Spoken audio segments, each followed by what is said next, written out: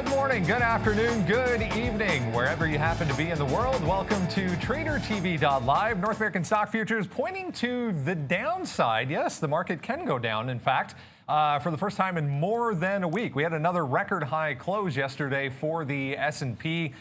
We also had the Dow up more than 450 points. Great look for both markets yesterday. The NASDAQ also back in positive territory. The Dow above 29,000 mark for the first time since back in February, before the pandemic obviously started.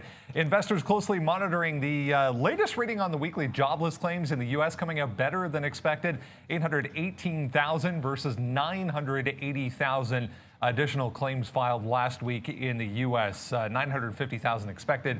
Again, 818 the actual number. So a little bit of a beat there for the first time in recent weeks. We're watching Facebook shares this morning trading a little bit lower in the pre-market.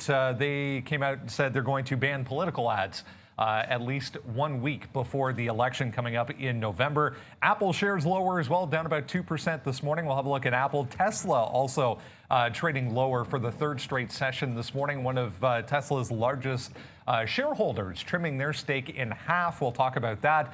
And the rest of the EV space as well. A little bit of excitement this morning. So we'll touch on some other electric vehicle makers. There's a new SPAC to deal with this morning as well. It is Thursday. We're getting there. It's Thursday, August 3rd, 2020. TraderTV.live starts now.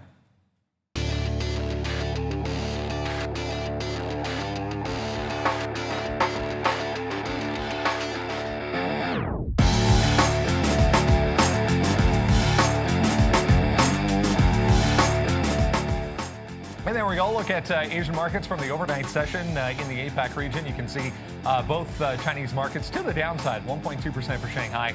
Hong Kong also about 0.5% in negative territory. Korea, the only one looking nicely positive. Let's go over to Europe and see how things are shaping up. Mostly positive numbers here across the board, led by France. You can see Spain as well having a nice day. We'll shift over to North America and see how things are shaping up. Bit of a mixed story here. NASDAQ futures being led by those big names we were just talking about. Yeah, full percent now to the downside. The Dow and S&P, or the Dow was trying to be positive, but no longer, as we're pushing lower even as I speak here. Bitcoin nearly 5% to the downside today. We have crude lower and gold also back in negative territory as well. Going to be an interesting one, guys. Yeah, first time in more than a week. We're coming into negative numbers. Good morning. We have all of these big tech names back to the downside this morning for the first time in a while. 100%. Yeah. But did you see Canada on that board? I mean, obviously Toronto hasn't opened yet, but I saw a green number for that market. Look, there's so much to get to today. We talked about that EV space, so we're going to look out for NIO. Got some delivery numbers and that new SPAC. Yeah, EV battery space. Kensington is the name of the SPAC. So that's going to be interesting as well. We saw that little bit of a sell-off that that happened in the morning, yesterday's action, and a couple of names that sold off on positive earnings that are going to be worth going into. A Rocket being one of those. So it does feel like we're going to be back in the tech space, back in the EV space as the driver of what we're trading today. But that's nothing new. Should be a lot of fun again today here, Sean. Yeah, a lot of fun to say the least, I would say, here today. Look, here's Apple making moves, breaking down through 128, right now 127.50 and change. So we'll be watching Apple today. Make sure watchlist.tradertv.live. You can sign up for our watch list. We're going to be going over all of the names with you right now. Should be an exciting day. Like Brendan said, we're finally looking like we're negative. You can see the ES right now, 35.58. So yeah, we're breaking down a little bit. I mean, we're still, closing at all-time highs yesterday. Dow up 450. So lots of room to go. But yeah, it looks like the rotation, I believe, is on. JP Morgan gets the upgrade. We'll be looking at that as well. So sell tech, buy value. Maybe that's the play. It'll be interesting to see how we open today. We saw a little bit of weakness early on yesterday, but they lifted things right back up again. So we'll see how things shape up here. Yeah, guys, grab the watch list. Absolutely free to you. Just throw your email in there. Valeria will put the link in the chat. We go over everything moving around in the pre-market between 9 a.m. and 9:30 Eastern. So grab the watch list and follow along. Let's have a look at how traders here at Day Trade the World fared yesterday. Another great day for traders here at Day Trade the World. 27,000 coming out of NASDAQ in New York. You can see 5 figures pretty much top to bottom. Got to go all the way down here to number 8 to get out of the 5-figure range. A little bit of Europe coming through at number 5 here, 13,900. NASDAQ New York, some CSE Canadian content here as well at number 8. So lots of great stuff for traders here at Day Trade the World. Here's what's coming up a little bit later on this morning. We're going to have another great educational video for you. Yeah, we're going to talk about identifying key levels, how to find those higher time frame support and resistance levels, and then we'll touch on how you can incorporate some of those levels in your intraday, smaller time frame trading. So lots of good stuff in that video coming up. Let's get over to the desk. Valeria is ready to go. Good morning. Good morning, Brandon, and hello, traders. I wish you all a very profitable day. Please be kind and share the link with friends, subscribe to this channel, and smash the like button. Let's get it started, Brandon. Yes, let's indeed get things started here. We'll have a look at Tesla shares first, guys. It was Bailey Gifford and company cut their passive stake in the company from nearly 8% to 4.25%. Just recently, that was in an SEC filing as of Wednesday after the close. The 8% stake, it's worth mentioning, was as of the end of last year. So obviously we're well into 2020. So this could have happened throughout the entire year. But that seems to be the catalyst here, guys, for Tesla trading lower so far. Yeah, I mean, psychologically, I think, once 400 comes into play, you saw yesterday off of 405, that's going to represent that 2,000 mark from pre-split prices. It was a big sell-off in 2 of them yesterday. Off of the open through 470, which we got, and we didn't even have this one when it finally broke down that 435 range. But that was a hard and strong bounce off of that 405 level, 400, whichever one you want to call it, and then 450 resistance up. Gapping back down into it. I'll look for the sort of same thing. If 400 can hold, that could bode well. I would at least say 420 is some consolidation here. It's just a level. It is what it is. Worth noting, if you go back, I was looking at the charts back when we were under 2,000, and there was a support level that corresponds with about like 392 half, 393. So it might be worth looking at that if there's a 400 break. Maybe it can hold up at that price. I was just sort of going back and found that level as well. I'm going to be looking to see if we can fade that 400 on a sell. That's the first thing I want to look at, but there's always that 420 buy ramp, and 450, I don't see us getting above that price today. Yeah, no, I have beef with my broker because I just got my shares yesterday, and I would have liked to sold them a couple days ago on the split. And I think that's just what's happening. I think it's just a reshuffle, like I mentioned, a reshuffle of shares here. A lot of traders getting their positions. Tesla was on a huge run up. And look, what happens when splits? It ran up into the split. The same thing with Apple. Now people are getting their shares. They're taking it off. It's buy the rumor, sell the news when it actually starts to happen. So that's, I believe, what's happening with these split adjusted shares right now. And yeah, 400, 410. I mean, we're still 22 minutes from open, guys. So anything can happen at these level breaks. And I don't even think we'll see get a chance to short 400 unless you want it right now, because I believe it breaks there before the pre-market opens. All right, guys, let's go over to NIO trading this morning to the downside as well, even with positive August delivery numbers. So they were out this morning with a 104% increase year over year for their August delivery numbers.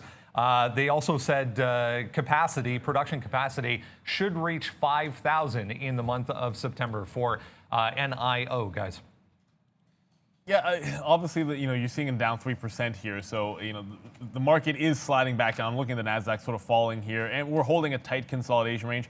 The last few times that I've sort of seen that in NIO, the break off the open has been good almost every single time. So it's going to be hard not to look at, right now it looks like 1920. 19 even, it is worth noting. And the reason why I don't love the short at 1920 is 19 even had a monster buyer, if you were watching in the last like half an hour of the show, eventually broke, and that was a great short. So I'm looking back to that level again. I'd like to be able to retest it, and if I get a shot to short 19, I'm going to go ahead and do it, guys. So NIO, I know the pre-market bottom shows 1920. I'm waiting for 19 even. Yeah, I was just looking, typing away some messages here. Okay, yeah, NEO. Look, it's a great stock. We always trade this stock every single day. So if you are a shareholder or a trader of this stock, you're at the right spot right now. But look what happens every single day. And if you're a trader of this stock, you know this. There's big moves off the open almost every single day. Happened yesterday, happens the day before, bang there, up 2 days ago, down yesterday, and then today now. Look, news pending or not, it's only 3%. It's not a huge move for this stock. The EV space is hot. We talked about SPAC, more SPACs coming. SPAQ, Nikola was already one. More EV space. What I'm looking for here is the imbalance locator. Here it is. And normally we have NEO on here, and it can be multiple millions of shares. It's nowhere today, unless I'm not seeing things properly. CCL, Neil just had some news there about a cruise line restarting there. And then Rocket Mortgage, we'll get to that in a minute. But no NEO on here, so it may be one to trade right off the open. I'm not expecting a big move.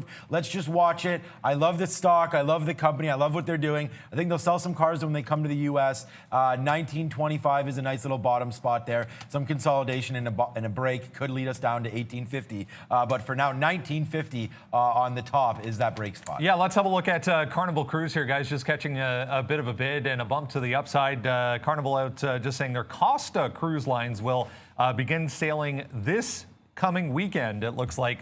September 6th from Italian ports only. So again, this is going to be in Europe. They also said in the same release here, their AIDA cruise line, if you remember the German-based AIDA, AIDA cruise line, going to restart things November 1st, sailing from German ports. So yeah, Costa Cruise out of Italy starting this weekend with obviously significantly reduced capacity, guys. That's the news on Carnival.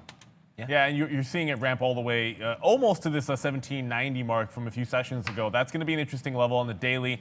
Some significance to 18 as well. I don't think we're going to get the dip that I would like to be able to buy into, like the 30s or 40s. But we'll see off of the open. If we're talking about rotation here, Sean, obviously the travel names are a bit beaten up, and you can throw the cruise lines in there as well. So positive news, not a bad thing here to hopefully get some sustained buying, especially if you see a sell-off. I mean, people are going to keep their money in the market. So if the tech goes down, the money's got to go somewhere, right? I would say so. I mean, this is just a bump on that news, so I don't really consider this like a rotation play here. I mean, we can check out, we can check Norwegian, we can check anything. NCLH right here. Let's see what they're doing. If it is, there it goes. So a nice little move there too. So yeah, maybe some space coming. The CDC came out yesterday and told the U.S. and various states to get ready for vaccine in November, but corresponding with election time. So I'm not too sure that anything's going to happen there. Another travel name that could happen. I don't know why that just happened there, but let's go to Disney. Disney today, another travel name here, flat. So to me, this is where you go. This is where I'd park my money if I did believe that the vaccine or recovery was truly here as far as social distancing and traveling and whatnot. All right, guys, let's talk CrowdStrike here, earnings name from Aftermarket yesterday. This is a decent report. They beat both on the per share basis and also on the revenue basis. Their forecast even for Q3 to the upside. Full year, though, there was a little bit of a question mark as far as any longer lasting effects from the overall pandemic. But CrowdStrike to the downside here, even on a decent report, it seems.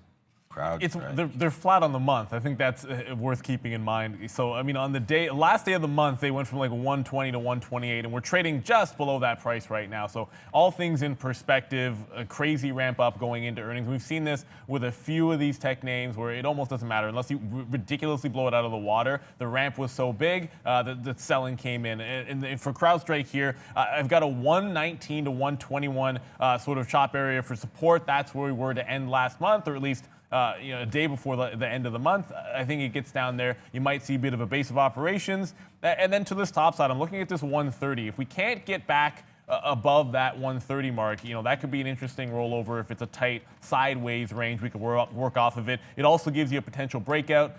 Issue, of course, being if you look at yesterday's price action, there was a lot of, bouncing going around that 132, 134. So that 130 break might only get you a couple dollars. I'm actually surprised that we're down. I mean, they guided forward with their Q3 124.50 could be a level here as well. So this is what we're talking about. This is that little bunched up here a couple days ago on the close. We got bunched up at 126, 124 bottom. So yeah, we're right there right now. I like a short through here. Remember, we're 11% down. So anything below 10% on a number, I guess higher than 10%, I guess, is not shortable off the ask. So, sorry, off the bid. You're going to have to wait for the ask to punch. And look at this. It's more than $1 spread right now. So for this name, 500,000 shares is great. I mean, that's a great amount of shares. It's just the spread right now is too big. Not worth taking a position and then risking getting blown out right off the top. So for me, I wait for 124, and that could happen sooner rather than later, guys. Let's go to Intel, guys, real quick. Want to touch on Intel here. The news yesterday, obviously, they had that presentation, came out with their 11th generation Tiger Lake processors, specifically for laptops, and they even mentioned thin and smaller laptops in the presentation as well. So INTC opening kind of flat here, not a lot of volume, but I think worth watching here, guys. We've seen some pretty huge moves in these chip makers over the past couple of days. I've been pounding the table a little bit. I hope some of our viewers have as well, taking some of the advice, picking up some Intels here, 48, 49. Now you're at 52. So nice little 6 or 7% return on that. I did swap out of some AMD into some Intel just because of the relative price movement back and forth here. Not that I think it's a better stock. Intel does have a dividend as well, but you're bouncing up 52. Yesterday's high, you know, we crushed it yesterday. I mean, yesterday's probably, you know, the trade that I'm most happy with yesterday was this 52 break that we took live for you on the show. I kept talking about it over and over and over again.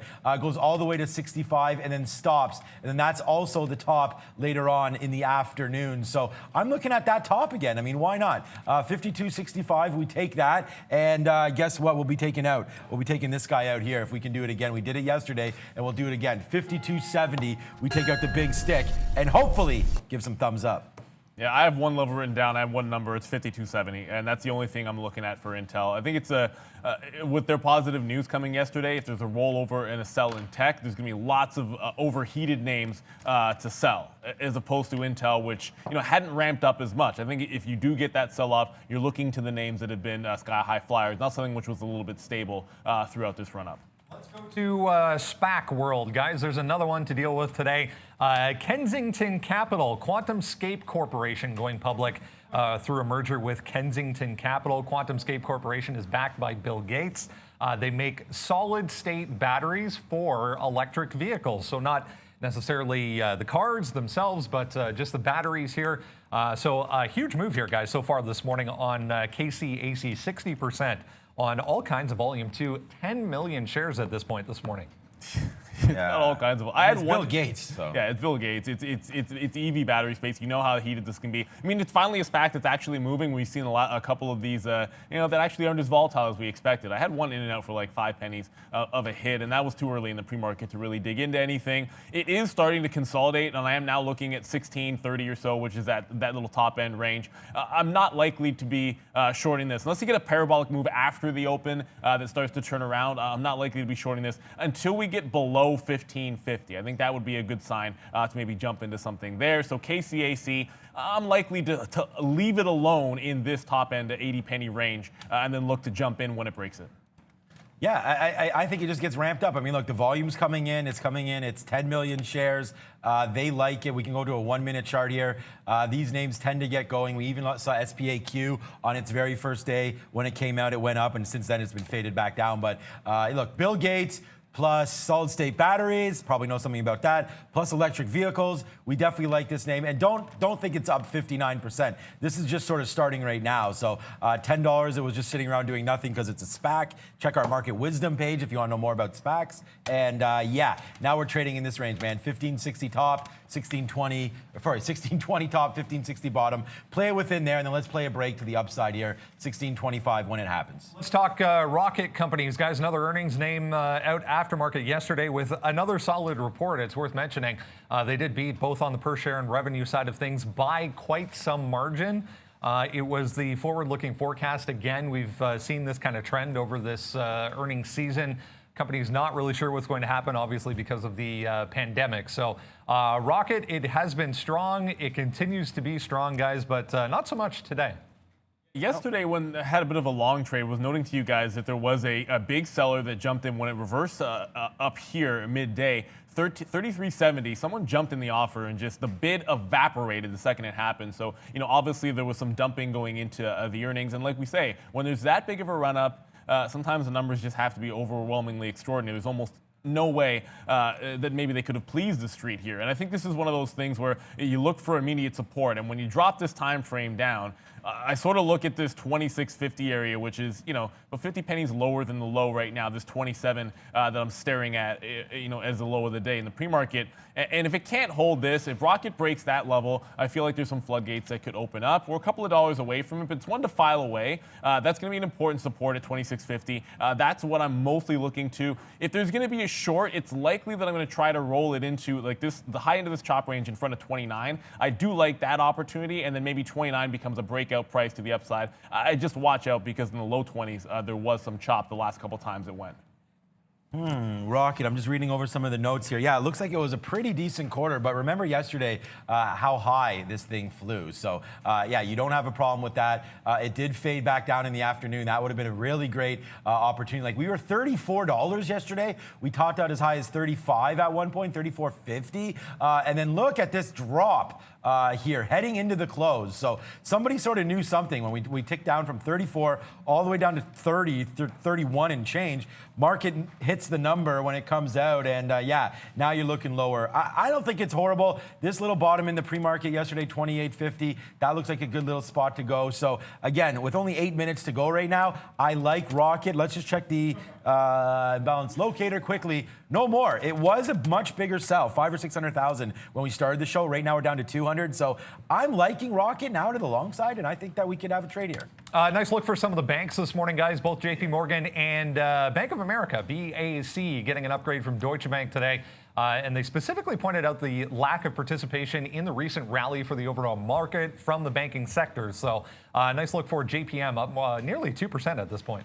Look, I love JP Morgan, and it's been a fantastic stock for me to trade. We'll be hitting it today again as well. Finally, the upgrade comes for JP Morgan, Deutsche Bank, upgrading that one, and Bank of America. So I'm going to be all over this one. I really love this 103.50 level. The only problem, again, is that I like it too much right now, and it's too early to hit it. So we're going to wait to see where it opens up. I would love it through 103.50. I think JP Morgan's going to be a flyer today on that. And if you look at the daily chart, I mean, we're above the 50 period, which generally, as those of you that are watching maybe now for the first time may not know, but I always reference this 50 period moving average. So if you're looking to take swing trades or even a little bit of a longer position, couple weeks, couple months, needs to be above this 50 period or below if you're going short. And that is what it is. And right here, guys, 104. I'll see if I can zoom in just a little bit more here. JP Morgan wants to break out, man, and it's 103. What is that? Yeah, basically 104 even. The last time we broke through here, we shot to 115. So let's see if that can happen again. It's not going to go up that much on an upgrade, but if the market can get going, I think there's a rotation back into some value. And a bank is value, although I'm not loving it with the current rate environment. Yeah, I mean, I like that 104. I think the 103.50 kind of, it already broke here in the pre-market. Also worth noting, I look at this level, both this pre-market bottom, you need to go back into like the 28th, of last month or so, and you do have this important 102.35 area right down into 102 even. So that like 35 penny range looks like if it holds it, fantastic. If it breaks it, there's some support right below at that 102, and on any kind of a dip, I'd love to see it enter that price range. And when it comes out of it, having hopefully held 102, I think any kind of a dip with that characteristic, I'd be a buyer there. Otherwise, probably going to wait for that 104. Breakouts, not necessarily always is good on the banks, but like Sean said, there actually is some room to the upside, giving you like that bigger move possible today in JPM. Maybe not even today, but it could be tomorrow or next week. We're going to get to Arun and touch on the market here in a second, guys, but let's have a look at DraftKings real quick before we do that. They faded that move yesterday that we saw, the initial move on the Michael Jordan news, but I mean, the stock did close relatively strong. So we are right back up to these levels from yesterday afternoon, around 40 on DraftKings. So no real additional news this morning. Chicago Cubs did say that DraftKings is now going to be their official sports betting and exclusive sports betting platform. So that was really the only significant news today, but we are right back to 40 here. I mean, look, yesterday I traded DraftKings a lot. We'll hit some swishes hopefully today. There we go. Let's see if we get that. Yes. Not like Giannis yesterday, missing lots of free throws. Okay, 39.75 here. The Raptors go today at 6:30. We'll cheer them on. And for all you Celtics fans, sorry, but it's going to be probably 2-1 after today. 39.72 on the bottom here. Look, 40.25. Like DraftKings yesterday, if you look at the open here, we were just so choppy. I got chopped up like crazy in here. We drop all the way down to 37. That's where the consolidation started. We're nowhere near there today. Big run up the rest of the afternoon, like Brendan mentioned, and then basically closing on sort of its afternoon highs. The high was 40.37, but closing down here at 40. So I'm looking at that level once again, man. $40.50. Let's see if it wants to break. I've written it down on my little list here, but right now, nothing super exciting. 300,000 shares is not huge. We'll wait to see what DraftKings does. I'm not super excited about that Chicago Cubs news, or I'm not super excited about Jordan. I just think that with NFL coming back, DraftKings should get a little bit of a pump at some point. I am expecting some upgrades to come. You see what Penn is doing as well. So DraftKings, let's go long on DraftKings, but we need to watch the momentum. And right now, there really isn't much. And if there's anything, it's to the downside. And really, there's better fish to short today, including, unfortunately, Apple.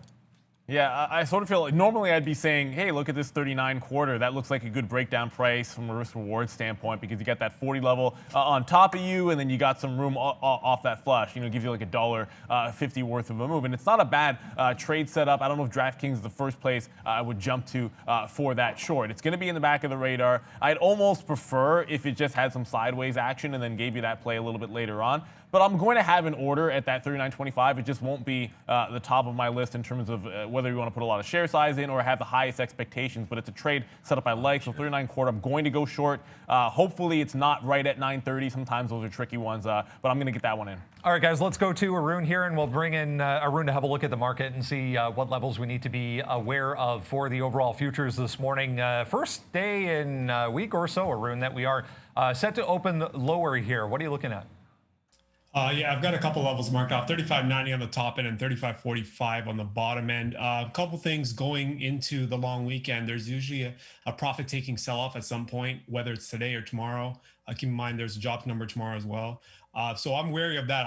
At this point, I do see the sell pressure. I do like the short. I just don't like it at these prices because I think 35.55 going down to 35.45 is going to be a problem. There's a lot of action there. So I'm looking around 35.70 to catch an offer. If I can grab that offer, then I'll take 35.70 on the short side with 35.90 on the top end. Of course, if it breaks through, then you have the flip side and you take the break going up towards 3600.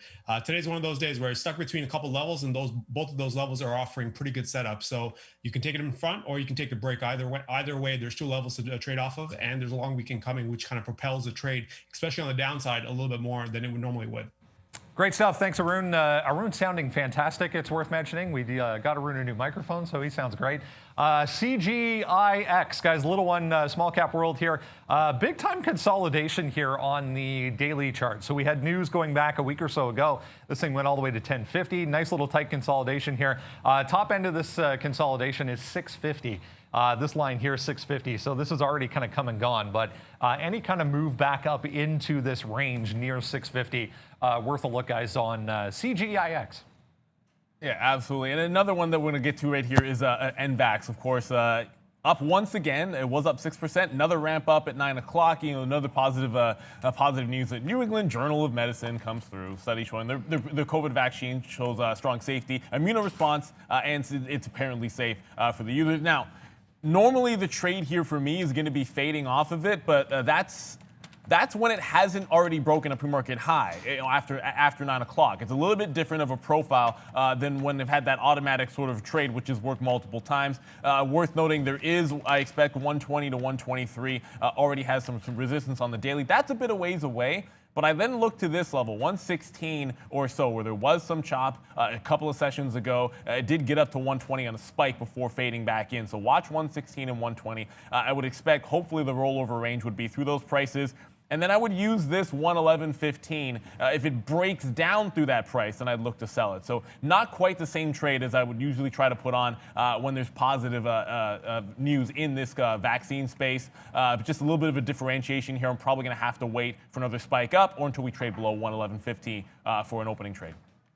Look, guys, there's a reason why, like 10, 12 years ago, we hired Arun. It's because in case I ever needed that bodyguard. I've talked about that. You now see that on the show. So thank you to Arun as well. Keep working out, my friend, just in case. Okay, Donkey Kong 40.50 to the top. We just talked about that as well. I see some talking about Walmart. I love me some Walmart. You guys know that. Walmart, a great stock, and it's been moving around real nice. Oh, this wick is making it hard to look at the chart. We will watch JP Morgan off the top here. Only 20 seconds to go. Watching JP Morgan 103.50 for a little small tester, guys. Yeah, well, it's 15 seconds to go on the bell, guys. It's a Thursday. It is going to be exciting. Obviously, we've given you a lot of names. That's why we get to that watch list every single morning. And KCAC just took the top off there. So it's continuing to try to rocket to the upside. But 3, 2, and 1. Miss Valeria on the bell. I hate when I get these ones early right off of the open. I mean, KCAC, that's that New Kensington SPAC. Does make a little bit of a ramp off the open. I got 35s to the long side, and like Sean mentioned, it's not that you have a lot of key levels to work off of. If it holds 15.50, that's obviously going to be a big price. But like I said, I'm not shorting until it gets below that 15.50, so I'll stay to the long side above there and see if it has a second ramp to the upside, Sean. Yeah, okay, so we're into JP Morgan right now. We've already got that on. It's a nice little 10-cent win, but we're not going to take that. We want more. Let's see if JP Morgan can't take out right now. 103.75 would be the top. We're long at 103.47 right now. So a nice little catapult to start the day here. We'll take some off if we can, and there we go. We take some off at 72 for a nice little winner to start the day. So we'll rain the money down for this, but we've got more to go.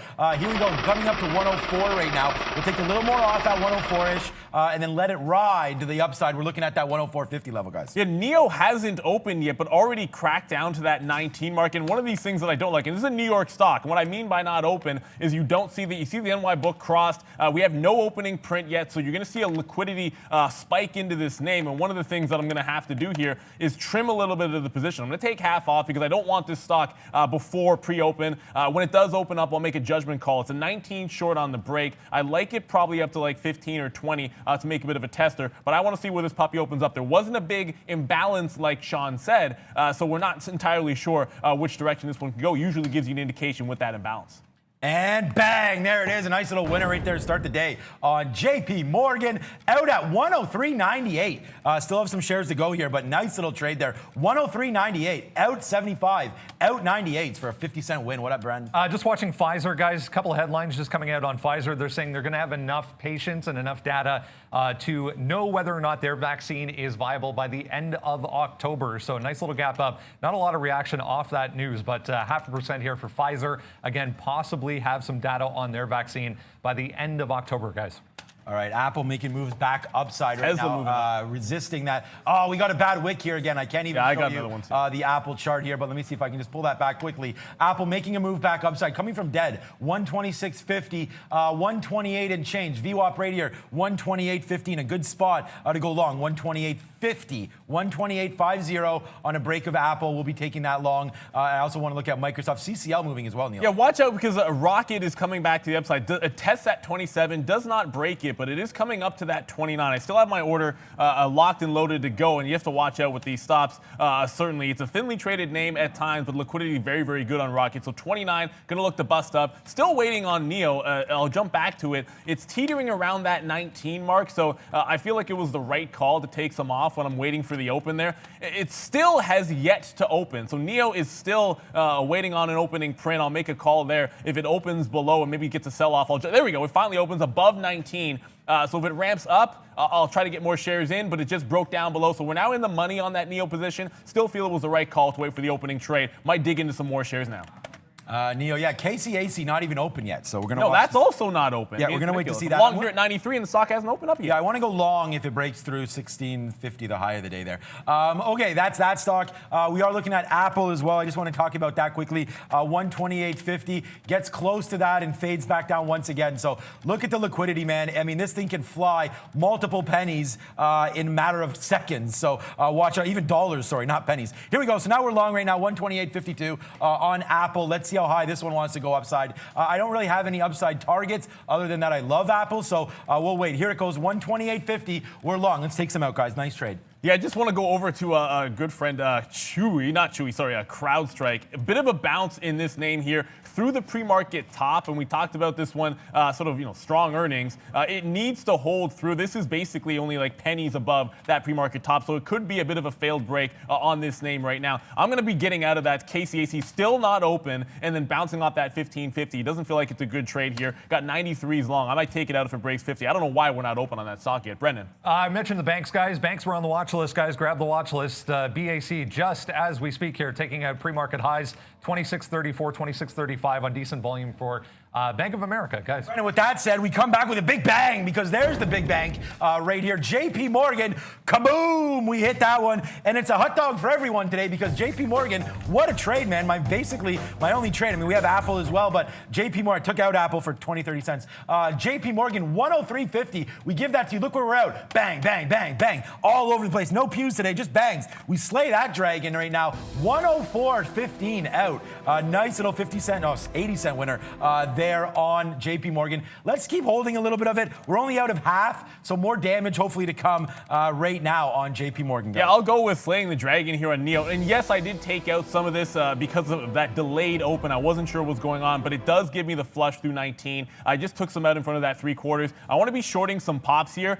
Believe it or not, KCAC has still held that 1550, my support, but it has not opened up yet. So I'm still waiting for that stock to open. It's back to flat on the trade for me, actually slightly in the money, but I want to see NYSE jump in and open the stock up. I'm going to be shorting a pop in NEO, see if we can't get back to that 19 to 1950 area. That's where I'll jump back into some shares and see if we can't work the short one more time.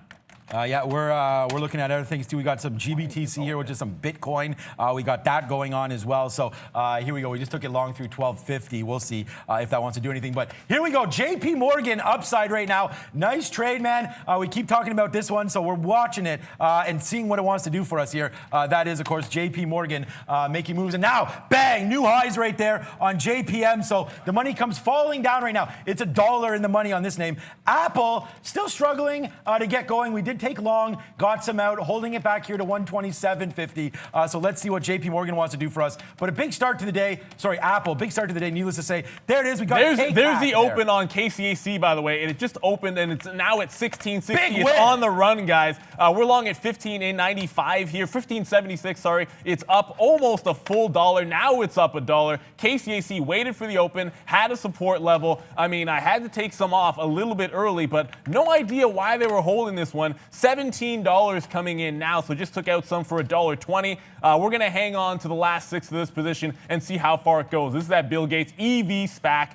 Gave the opening range. It was on the watch list here, and the only reason I didn't like to dig in even more was I didn't know why they were holding the open. Now it's $1.50 in the money. There you go, KCAC. Kensington for the win. Yeah, Kensington for the win. And yeah, we've got that one easy right now. JP Morgan, kaboom! What a day to start, guys, today. We are getting excited. We're back. We're crushing this market. We're doing everything right so far today. Let's go, Brendan. Carnival, guys, with the news in the pre-market. Royal Caribbean, though, with a nice look here. RCL up 6.5%. On the back of that as well. 70.5 was a bit of an area there in the pre-market. We're at 73 already for RCL, guys. Attaboy, RCL. I'm gonna trail the rest of this. I'm gonna go back to this Kensington for you here, guys. I'm gonna trail this back to the original break at like 1635, 1640 range. And again, it was the reload down in front of that 1550, the area that I really love for you guys. So it's one of those things where, yeah, maybe you could have loaded up some more when it was holding this range. But again, without the NYSE opening it up, it was a bit strange. Go Apple. I didn't want it to open below that 1550. So let's see it run. If it takes out the top, I'm looking for about $1.50 to $2 target win on the last of these shares. Here we go. It's bang time right now, guys. I mean, we're just doing everything we can to make you that money. Apple right now, 40 cents in the money. JP Morgan, $1 in the money. CKCAC, already picked it. Look at that out. 17.25 up there off that opening 650 print. Big time trading happening here. We're 4 for 4. Let's keep the money going. What up, Beep? NVAX, guys, big bounce here off of 110. We talked about that New England Journal of Medicine article on their COVID-19 vaccine. 110 held as support there. Watch 115 at the top there from the pre-market. Still 8% for NVAX. Ooh, NVAX, big mover. There goes JP Morgan. Wow. I mean, if this is not the trade, then I don't know what it is right here. So we'll go money, money, money as the JP Morgan just keeps going upside right now. Another beautiful trade. And Brendan, you remember off the open what I told you was going to be go time, and it was going to be JP Morgan. So right there, stick to our guns, stick to our plan. Hit that going long side there. $1.20 now in the money on JP Morgan. So that's a good little trade here. Apple, we've already taken some out all on the high side. We did get a little bit out when it broke through 25 there. But we're almost flat. Actually, we still have 40% of our Apple trade. KCAC, though, falling back down. Hell yeah. Good thing we did take out the majority of our trade up here.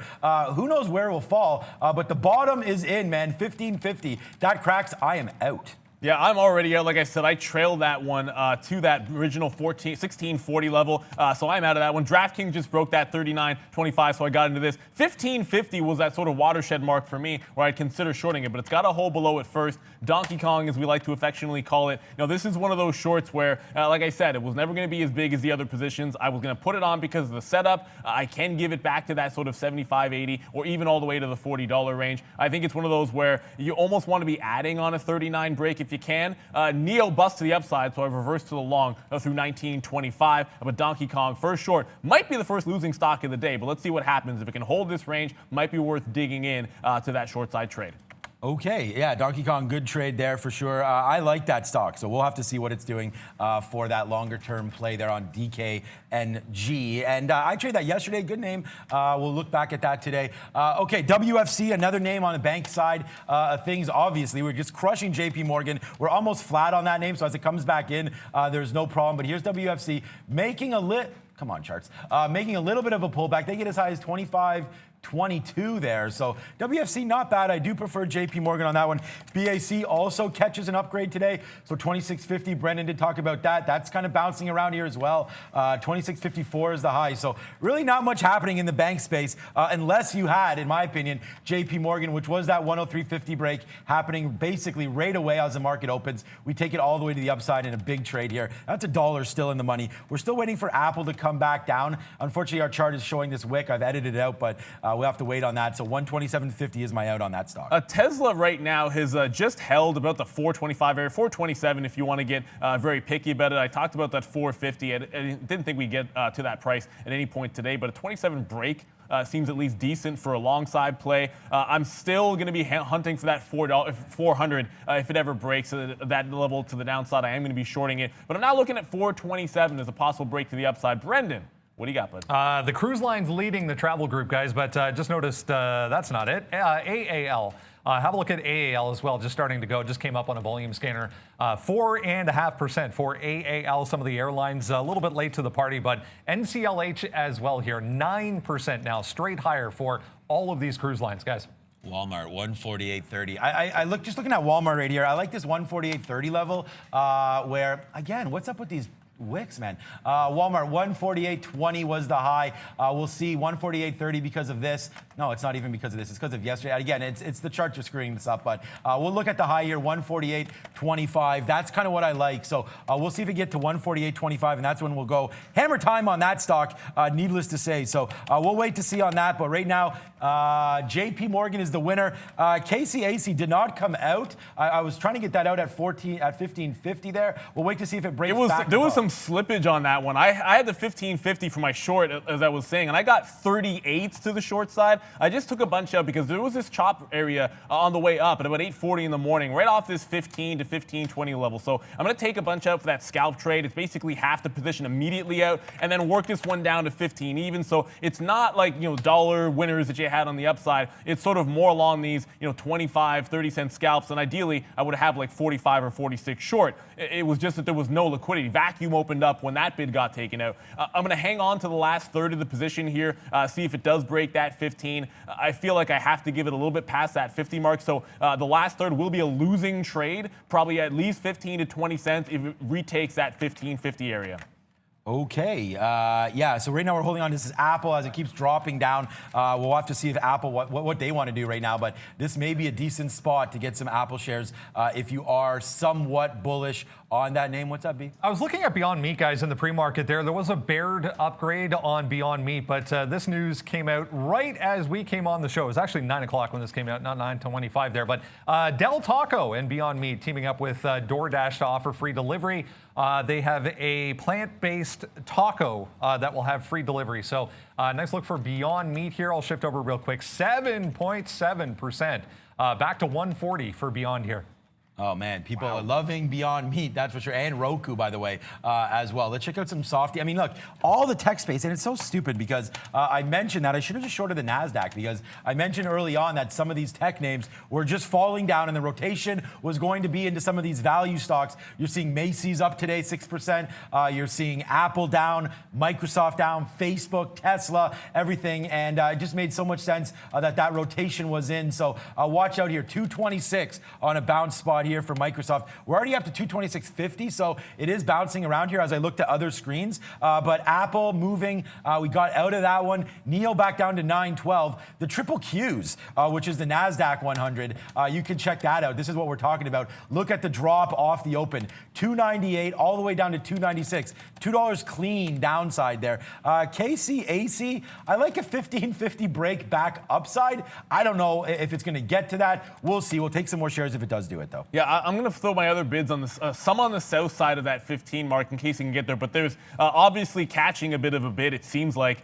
between that 15 mark. My last out was right in front of 15 even, and then I started this party at 25 covering it. It's a tight range. It's obviously, you look at the volatility, obviously Kensington's going to break out of this at some point. That's why I have a trail on my short to 1550. But if it breaks 15 even, I want to have something on board in case we see these low 14 prices from earlier in the pre-market. I also have this DraftKings position, which, sometimes you have a gut feeling here, and I've got myself a price which makes sense to me. It's at 39, right now 39.40 or so, 39.75, so 25s and 50s. We're below VWAP here. It's really, I have to give it up to at least 39.80 to 40 range before I know I'm wrong. And I did say I didn't feel as confident in the short as some of the other ones. And sometimes that means stay away because KCAC is almost no reason to have traded anything else at this point. Brennan, what do you got? AMC, guys, we mentioned AMC yesterday. They came out and said 70% of their theater is going to be reopened by the end of this week. This morning, they came out and said there's an additional group of theaters going to be reopened in that batch as well. So it's higher than 70% now. So another nice day to the upside here. We're coming back into these levels from yesterday, though, but higher relative volume once again on AMC. Guys. And we come back with a monster bang right now because big win here for Macy's. We take it through 752. Big time mover up to 60 there, cashing it out on the way. Still have shares, but we are waiting for that one to go through now. Bigger move coming, hopefully, for Macy's. But that was a nice break. We definitely took advantage of that. 727 there. Look at the move to the upside. We talked about a flight to sort of quality there. Value, which Macy's does have. Hopefully some value there with retail maybe coming back now. So let's watch these futures go back to the upside and see what we can do on this stock. JP Morgan's still in there. Apple does come out. Again, I can't really show it to you because our charts are messed up on Apple, but 127.85. They're starting to get some breadth here.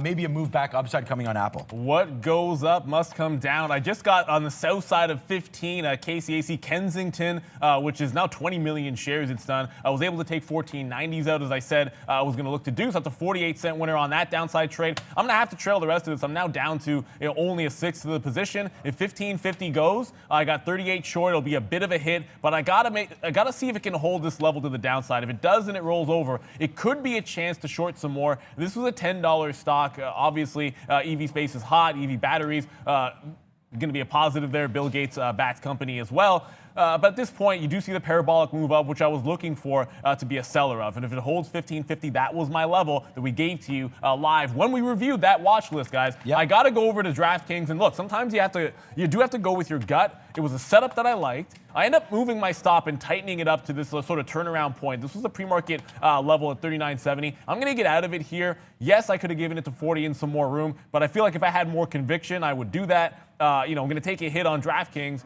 but ultimately it's going to be KCAC that pays for everything on this day. And still watching if Tesla can get to that 27 mark. Holding 420 right now. but a little bit weaker than I was expecting here. Brendan, what do you got? I mentioned this one yesterday, guys. We were talking about Amarin. There was a patent dispute filed against one of their drugs, AMRN. So big time reversal here. It looks like the court has allowed them to go ahead with this dispute. So moved down in the pre-market, but held 450 there. So we're right back up to 520 for AMRN.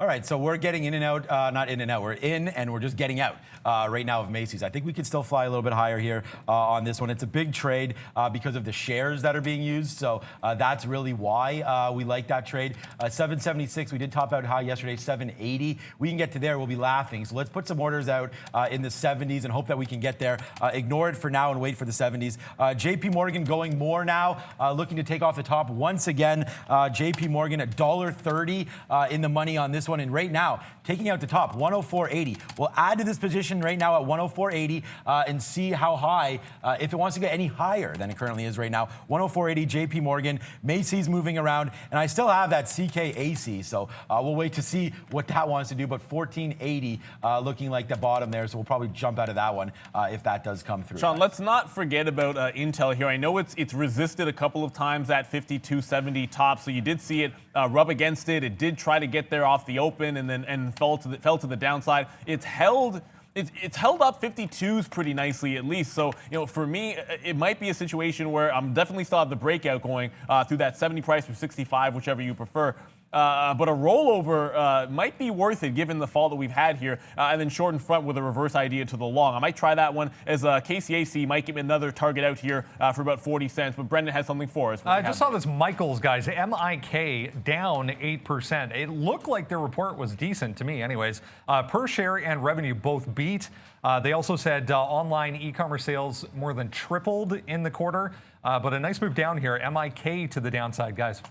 All right, yeah, I was just talking to myself there about smashing things, the stocks, not keyboards or anything. Okay, NQ right now, 546 right now on NVIDIA, down 5%. This thing doesn't stay down for long, so you got to watch out for 553 here, looking at a break spot there. This is a 1 minute chart, so look at the futures. We did make a move back. Now we're coming back to the downside once again. So NVIDIA could take down this bottom. I just don't know. Are we really in this rotation? Oh, shoot. There goes the banks, and I forgot to take that 104.80 because I started looking at something else. But here we go, 104.80. Let's take a little bit more now. I hope you're still long with me on JP Morgan, guys. What a trade JP Morgan has been. We're now in the money now, $1.50 on this stock. Yeah, just going to get you guys back to Carnival Cruise here, not Carnival Space, the cruise line space, I should say, still moving to the upside with these nice little pullbacks. I mean, every time sort of bouncing off of what's going to look like VWAP here, 18, 20, 18, 30 range.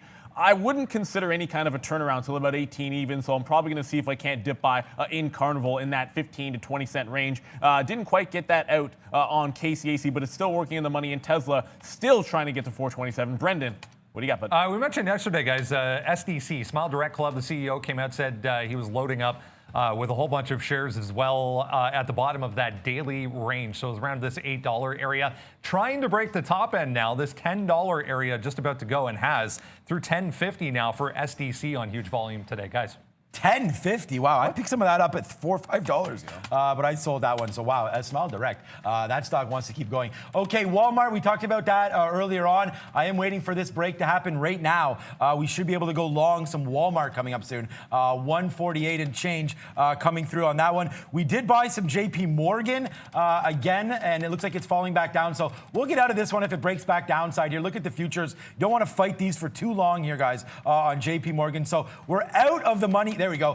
We just cashed that out. JP Morgan out of that trade right now, but that's a backflip, man. That was a great trade for us. We're really, really happy with JP Morgan. We did talk about getting some 80s. That was wrong, but we were late to that party, so we didn't put much money into that. So good trade there. Macy's does fall back down again as well, but that's why I talked about smashing it and getting out there.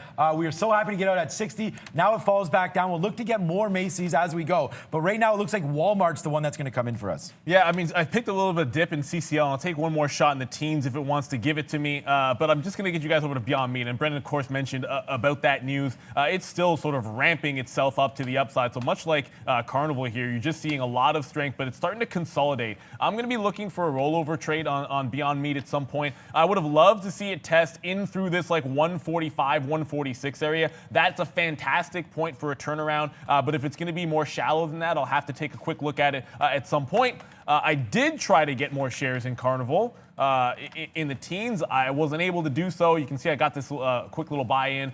Just looking to buy on this bounce and then work this range. So if I can catch this 24s out in front of like 50, 55 or so, if we can hold 18, then try to ride this train. You miss the first move off of the open. It doesn't mean you can't try to play the trend to that upside. Brendan, what do you got for us? Have a look at XLF, guys. Really big move on the ETF, the financial ETF today. Nice look there. If you like the smaller ones, rather, here is Sterling Bancorp, STL, 5% as well. Even the little ones starting to go. Huge volume behind this move for STL, guys. Wow, and do we have a winner, or do we have a winner right there, a banger right now for Walmart? Stepped up. This is my largest position today, Walmart. So right now, a nice little 40-cent win. Well, it was 40 cents, now 35-cent winner on Walmart. So good trade, long 148.26 right now on here. So we'll see where this one wants to go. But Walmart for a decent little win right now, up 35 cents, big-time shares. I told you about that. And when we take out the big stick, you got to get ready. So here we go. Walmart, bang, coming to the upside again. Let's get some more out here as we like this trade. Nice little 40, 50 cents in the money now on Walmart, booming it up side right now. The only problem was our Macy's fell down, but here we go. Macy's all the way back now, back to 54. We're still long 52, but I'm super excited. Walmart for the win right now.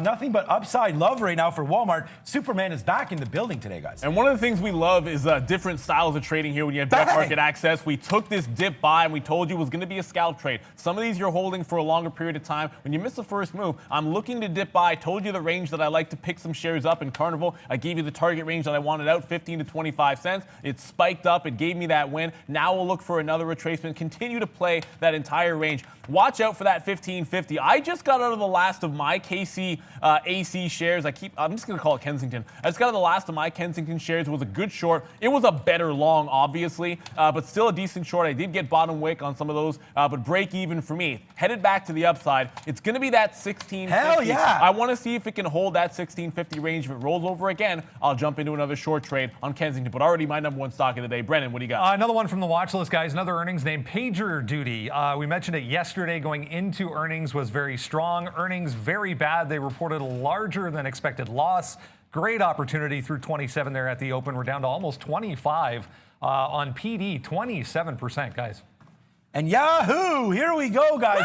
Big time money today. Yeah, you got that right. 150. This is $1.20 in the money. We take KCAC again long through 50 and bang, bang, bang, bang, bang. More profits there. Out 30, 40, 50 cent win on KCAC. $1.25 now on Walmart. So big time trading happening today on this side. So glad to be back here with trading some of these stocks here today. Our charts look silly because of some of these wicks, but we'll figure that out for you guys. But right now, Walmart just cashing in, man. We're out of 80% less, more than 80% of this trade. I'm not holding it for too long. Like I said, I want to smash these stocks and then get out. So a nice little dollar win. Kaboom on Walmart. Wow. Yeah, I'm adjusting a little bit on Rocket. I was waiting for like 29. When I look at 28.85 and 29, both of those levels for potential break it. It's sideways action, but the encouraging thing is they sold off on the earnings, but have not continued that sell-off. So it's held the bottom at 27 even. There was a major support at 26.50 if you look at the daily chart. So the fact that we're not testing that, both positive signs. Looking for the break through the top here. I just want to take half the position at one price and half at the other,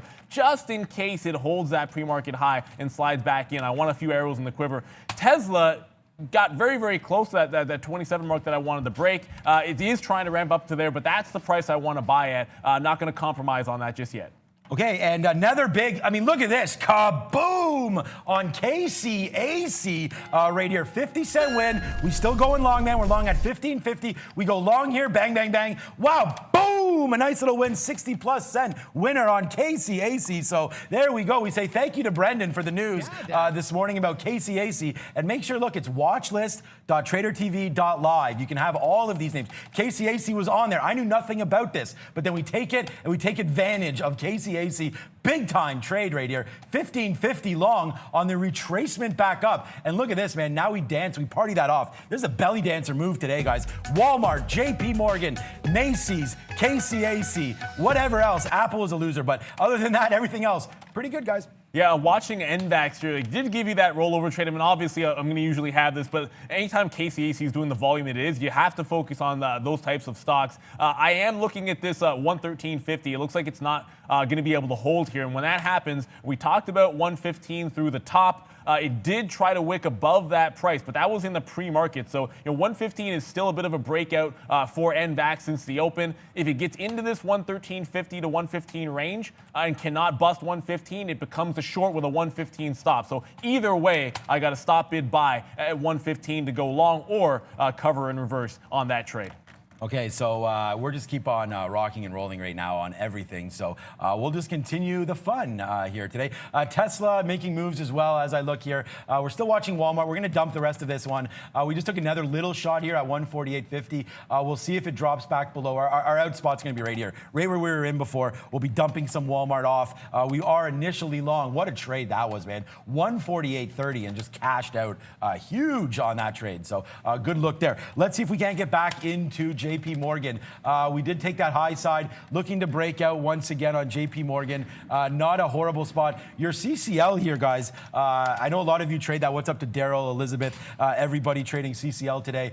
Big moves. It started with that break of the news there that another cruise line's going back on board for them. And now you're going to see another move to the upside as we keep going, man. This trade of maybe well, let's check out Disney. I was going to say maybe it's a travel related thing. If it's cruise only, that's one thing, but here we go. Disney, one of my favorite stocks to own, continues that move higher, 137.20.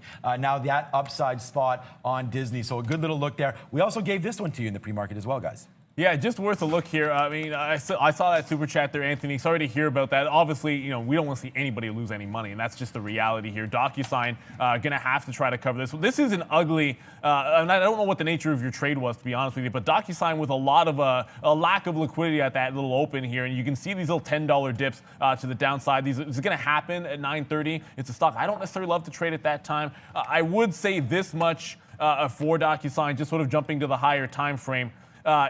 240 is probably going to be an interesting. If it breaks 240, the floodgates could open up a little bit on this name. You can see it coming off of that 300 rejection. It seems crazy that it would. And there goes Tesla. So 427 does go. I got into that one just now. But DocuSign, watch out, 240, alert to that level. It's already 10 o'clock. Are you kidding me? Wow. We need to get to, and thank you, Valeria, for the reload on the coffee. Happening now with Brendan at the big screen.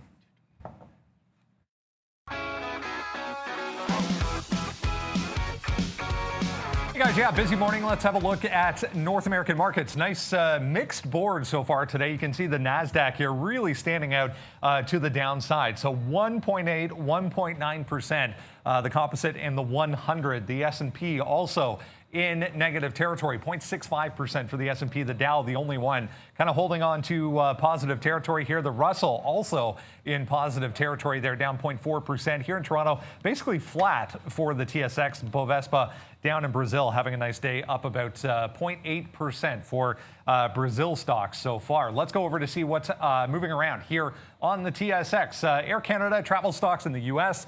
Doing quite nicely, so naturally here as well. Air Canada, 4% move right out of the gate, 1810 up to 1890. Huge move. Look at the volume behind that move as well. So buyers really coming into some of these travel names so far today. Husky Energy, also a little one. If you like the little ones, all kinds of liquidity and volume.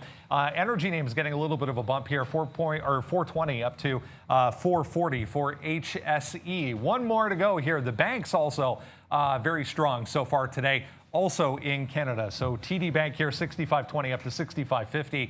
Nice look, trying to break the highs as we speak, guys. We are trying, but overall pretty negative so far. Back over to you. Watch list. Look, I'll go yeehaw action because of the call. We talked about these on the watch list, and we go 9 to 9:30. But a Tesla was near the top of that list for you guys. Actually, it was at the top of the list. I did say I like that top end break, but watch out for 4:30. So anytime you have a 27 break and 30, initial scalp trade in there, I want to see it turn around, then hold on to the other half of the trade for a bigger move. And I think that's the idea. As I mentioned here, I don't expect it to trade above 450 at any point today. So there is almost 0% chance that this 427 long I have could ever win more than like $15, $20, because I will jump out of this bad boy regardless if it gets up, if it ramps that far. I'm probably going to start trailing this one once it dips past 435. I can have a stop down here at about 425 to tighten things up. Before, like I said, you usually are giving the bigger end of the trade to like 420, but I'm going to move it up to 425 because Tesla not nearly as strong and clean of a break to the upside as I've seen in the past here, Sean. Oh, wow. 28.40 here. We're looking at that break. We just did take a long on Rocket, breaking through 29. Not heavy shares because it was a big move. Trying to learn my lessons not to chase these things, but it hits it. It goes all the way up to 29.15. So we get a quick 10-cent win, but we don't take it. And then it comes crashing back down, basically to the levels that I'm looking at. So if it crashes again, we'll be getting out here 28.60 or so on the out. But right now, long Rocket, that's the only position I have on right now. 29.05er right now. So we'll see how high this one wants to fly, but I can't give this a 50-cent kill spot and not look for a 50-cent win. So up here, 30.24 would be good. That's $1.50 higher. But I don't know. I don't see too much consolidation other than the bottom here, 29.11. So that doesn't surprise me where we stopped. I just thought we could get going. Some consolidation, 29.76. So look, I think this could be a decent sized winner, but we will drop half if we break below 60 here on Rocket. So that's what's happening right now. I did like a Microsoft break. I have the same trade, but I gotta say something too. Like you're fast on the keys there. I was trading Tesla, but you got to be fast for the scalp half of your trade to be able to get that out. I didn't get it. So what I have to do now is have two stops. If I meant to have a sort of a scalp in and out quick trade, that stop is going to be tighter. So if we break back below 28.80, I will be taking out half the trade that I intended to only be like 15 to 20 cents worth of a win. And that second half I'm going to give to that 28.60 mark. I like that level as well. Tesla is really trying to hold above that 430. I'm not going to move my 25 stop until we get past 35, and then I'll reassess. So it has to go at least like $8 in the money before I make a decision. We've already taken a couple of bucks on a smaller term trade on Tesla. I do want to jump over to, I trade some penny stocks as well, and I got to be on this one here today, SHLO. If I see something up 100%, that yesterday was a 30-cent stock, it's going to catch my attention. It's about to get to 50 million shares in volume. I'm seeing it put in a bit of a top end here, and I look at this daily chart and see 75 cents, obvious bottom before. It just turned around at 74.4. Yeah, I'm going to be lighting this one up. If it tests back higher, I'm using 75 as an out and going to try to jump into the short side of this trade. Penny stock for a reason, usually. Brendan, what do you got? Another one from the watch list, guys. CrowdStrike just about to take out this initial high here. We had 138 and change there off of the initial push, so trying to get back to the upside. We mentioned, the earnings report seemed pretty good. Market heading southbound, but look at the relative strength coming into CRWD, guys. I mean, I see everyone talking about NEO, and I actually like NEO right here. Oh, okay, come on, Rocket. I see a little bit of a big go. I was going to say, I see a little bit of a bid there, but a lot of volume here. 11 plus million shares. Look, it just tried to get 29.15 and missed it. So I don't know. I didn't try to get it. I'm saying it tried to break above its high and missed. So we'll wait to see. There's been some size. It's just chewing it up. I'm still waiting out for some topside breaks on Rocket. So I don't know what's going to do with that, but I'm going to check back in on JP Morgan. I think the thing with, I got to get to double down and say this on Rocket, it is a strong sign that selling off on what was positive earnings managed to find a good bottom. So even if this trade doesn't this trade loses for me, and I'm going to take out half, the scalp half for a hit, and if it breaks 60, I'm going to lose overall in the trade. I'm probably going to take another shot in front of 28 if it can find some support at a higher low on this name. It's just relative strength off of that sell-off on earnings. Let's see what happens. I might take another crack at this to the long side. Yeah, exactly. And again, it's just, guys, it's just a matter of like, what your risk tolerance is on some of these stocks and what you're trading. Look at Macy's. Oh man, why did we have to dump that one? We basically got out at the absolute. I mean, we picked the right bottom, but next time I'm going to extend that just a little bit because Macy's now making moves back to the upside almost. It just does take out day's high, but now we're retracing back. Macy's was a fantastic break at 50. We took it out and cashed in, but then dropped some out at 44, which was not enough. Should have given it to at least some of this consolidation spot there. Unfortunately, we did not. Rocket there, we did take a hit it just does come out. We're going to give it the rest of 50, like I said, on the downside. We'll look to get back in, but we don't want to fight these futures too much. Look at this. The move happens right now. We're breaking back to the downside here in these S&P futures. Just broke through 35.50. That's not going to be good. It's going to be an ugly sign right now. We got to find some stuff to short here, guys. Yeah, I mean, I'm sitting here and I'm staring right in the face of Tesla because 430 is running into a bit of resistance. I did expect this. That's why I took half of it out. And I'm starting to think about if this long breaks that 425, right? So you win in the first half, you lose in the second half. Overall, it sort of is what it is. I'm going to start thinking about where am I wanting to be short on Tesla. It's likely going to be below 420. You know what? Forget that. It's more like below 418 and then 415 mark. So somewhere in that range, I want it to roll over and fail in that $4 price range. We'll see what happens. It's back above this 430 mark. I'm not doing anything. My hands are going to be off the keys. I have a stop order until it breaks 35s and gets through that price. I'm not likely to make any adjustment. I've taken out half of Rocket for a hit there, so I'm going to go roller coaster ride on Rocket. It keeps trying to get back up to 29, Sean, and then failing right back to that 60 mark, which is my kill zone. I do want to jump over to Walmart with you here. I apologize for the wicks here on this chart. It's a little bit ugly, so it's going to be difficult for me to show you this obvious 150 level. That's like 149.60 as a high. Walmart got into positive territory and is holding. If the market does rebound, and of course Walmart's a solid name, I am looking at a 150 top. Just kind of looks ugly on the chart. Brendan, what do you got? Another little one moving this morning, guys. Flugent, FLGT. They have a COVID-19 test kit. They've now added both influenza A and B to the same test kit, so it'll detect all three. So up on that news this morning, 20.5%, guys. Nice. What was that name again? I missed the name, sorry. FLGT. Okay, probably on the NASDAQ. Let's have a quick look at this one for you guys. Wow. Yeah, 34 and change now, making moves up. Yeah, 20%. Okay, some consolidation down here at 33. But right now, taking out the top, we're going to look at some higher time frames right now in LGT, as we don't even really know what that is. So where's the daily chart? Oh, come on, daily chart. There it is. Brendan just talked about it. Okay, lots of moves, lots of room to run here. What is this bottom? 35.78. Okay, let's take a shot at this one. If it breaks through 35.78, guys, FLGT, good name. Yeah, so I just got trailed out of Tesla. It is what it is. I feel that trade I'm not disappointed with. I'm a little bit disappointed with Rocket here, and I feel like why was I not willing to buy the dip? I like the 26.50 level when I went to the higher time frame on Rocket Mortgage. It holds this dip, and it's not anywhere close to 27 even, and that's probably why I didn't want to jump in and buy it. It just wasn't deep enough. Sometimes when you're dip buying, you get it wrong in terms of the price you're willing to pay, and then I end up taking the breakout instead. And obviously, the dip buy was the one to go. I'm watching this 27.75 to 28 level. If it can hold down there, it might be a second move in Rocket. It is down 10%, but remember, it was somewhat decent earnings, at least in my opinion there, and they're just selling based on the ramp that it already had up going into earnings.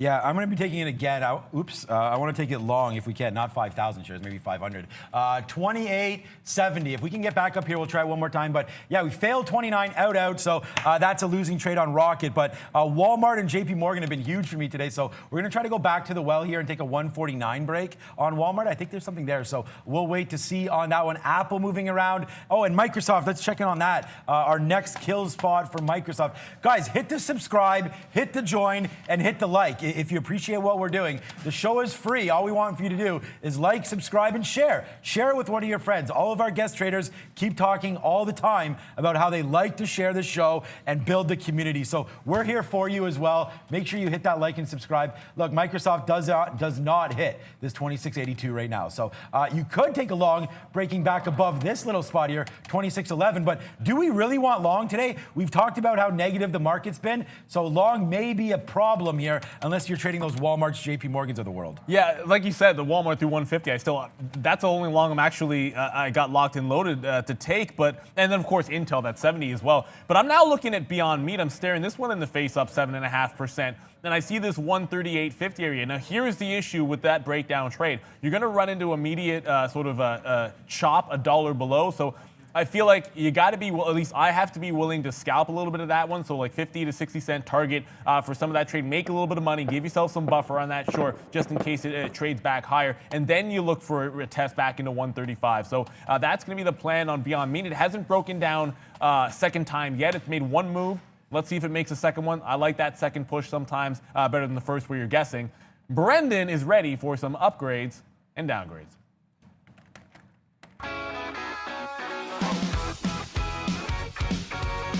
Hey guys, yeah, let's get you a few more symbols to have a look at so far today. Upgrades over here, downgrades on that side. Whiting, yeah, day after the day they came out of bankruptcy protection, upgraded another 8% to the upside for Whiting. I'll show you this one in a second. Interesting look for Eli Lilly today. JP Morgan, we mentioned a number of times. The big one, nothing terribly exciting on the downside so far today, but we'll have a look at one. Eli Lilly, 1.8% today. This thing did give you a nice test of, if you go back to yesterday morning, this kind of 151 area bounced right off of 151 up to 153. A little bit thinly traded so far today for Eli Lilly, but worth a look if we do get above that high. WMC, yeah, the only one really with a move that was worth looking at, 226 up here, 218. We're kind of grinding along the lows of the day as well. Again, yesterday morning, really clear level at 226 and 228 for WMC on a downgrade today, guys. Back over to you. Okay, 126. I like this Apple short. I mean, people asking what's going on with Apple today. Why is it grinding lower? I still think it's a factor of the split, really. I mean, the market's down, so we know how highly weighted Apple is in some of these indexes. Every index, actually, pretty much.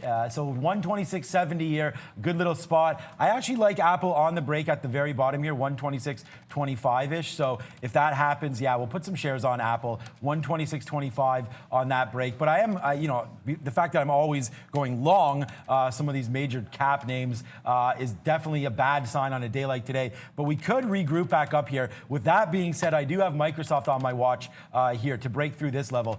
226.15 would be the Microsoft go spot. So if you do see me pop into that, that's where that will be coming in. Yeah, I'm just looking at some of these names. I have orders ready on Beyond Meat, NVAX, CCL, also looking at Intel. But I want to jump, I was going to say Apple, but I'm not going to bother because you sort of nailed that one already, Sean. I'm looking at around the same price area.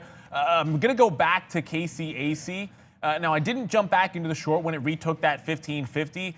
It was a good break. That's a great scalp trade that worked in there. But I'm back into thinking about shorting it and then where that secondary break can be. You can use that 1550 level, but I feel like the second time it goes, I want something a little bit more shallow. You know, one of the things I like to do is just go to a different time frame here, just hop to like a 3.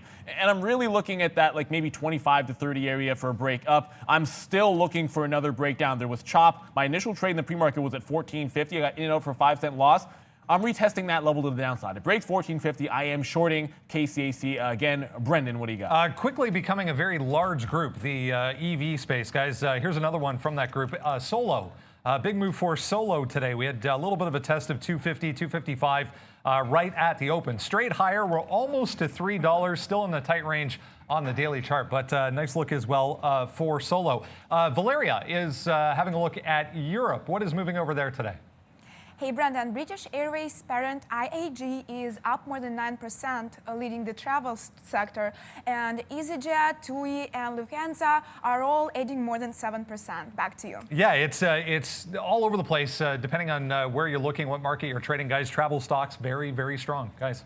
Okay, I don't have any shorts getting ready to get triggered, but we should because look at this market falling here. Goodness. We're looking for some names to trade on the short side. AMD, we talked about how heated that stock's been recently, and yeah, it has been heated, to say the least. You can see the market now giving back some AMD. Look at the daily chart here to go on this stock. Not working. Oh, hold on a second. Let me put it NQ here. There it goes. The daily chart at AMD, 94 was a great little high. We made that yesterday off of a great run. I remember trading that. That was huge. Now we're looking to break back down. This is a nice little spot here. 87. We topped out here a couple times on the daily chart. So $87, 85 maybe as an ultimate bottom here on AMD. So we're only at 86 right now. Daily chart not really telling me a whole hell of a lot other than that I'd like to see it hold here before we make moves back upside. We're nowhere near, obviously, this 50 period, but we are giving a little bit back. So some of the tech names are getting wrecked a little bit here as you go. So I would say maybe a pullback to 86.80 is a decent shorting opportunity, but look at the futures still continuing to fall, as does AMD, guys. Yeah, and the only thing I could find, like he said, when you talked about Apple, I was just looking at that 126.70, and that was the only thing I could think to short. So I did double dip here. I got 67s to the short side. I just saw a bit of a bid at 50. It's kind of significant for Apple, not that bad, but the amount of shares it does, I look at that, and sometimes we'll point out big levels in level 2. And they matter on Apple doing 40 million shares. It'll chew through that like a knife through butter if it needs to. So I'm looking at the low of the day to try to get out in front, 126.27 for a bit of a scalp trade. I just triggered into Beyond Meat, so I guess I got a couple of shorts on now. Apple, it's only in the money about 20 cents or so. That's not a heck of a lot. If it breaks 50, I'll use that momentum for some and then try to hold the rest through that low of day. Yeah, and we're doing the same thing here with AMD. We did take a short through that 86 level there on a break. Got some out 92s, real quick time there. But now we're fading to back, or going back to the upside. I'm not going to get out of this one. I mean, until we get at least back to some of these spots up here. If the futures want to give back everything, then fine. But I like this short here on AMD. It's just getting crushed down. Look, I love this stock. I'm a holder of this stock. But today with the momentum, I believe this is a decent opportunity here to continue playing the short on AMD. We're right back to that 92 level right now. Maybe we'll get a little more out, but I still think we drop even further. There's no levels really to consider down here. This is kind of new territory.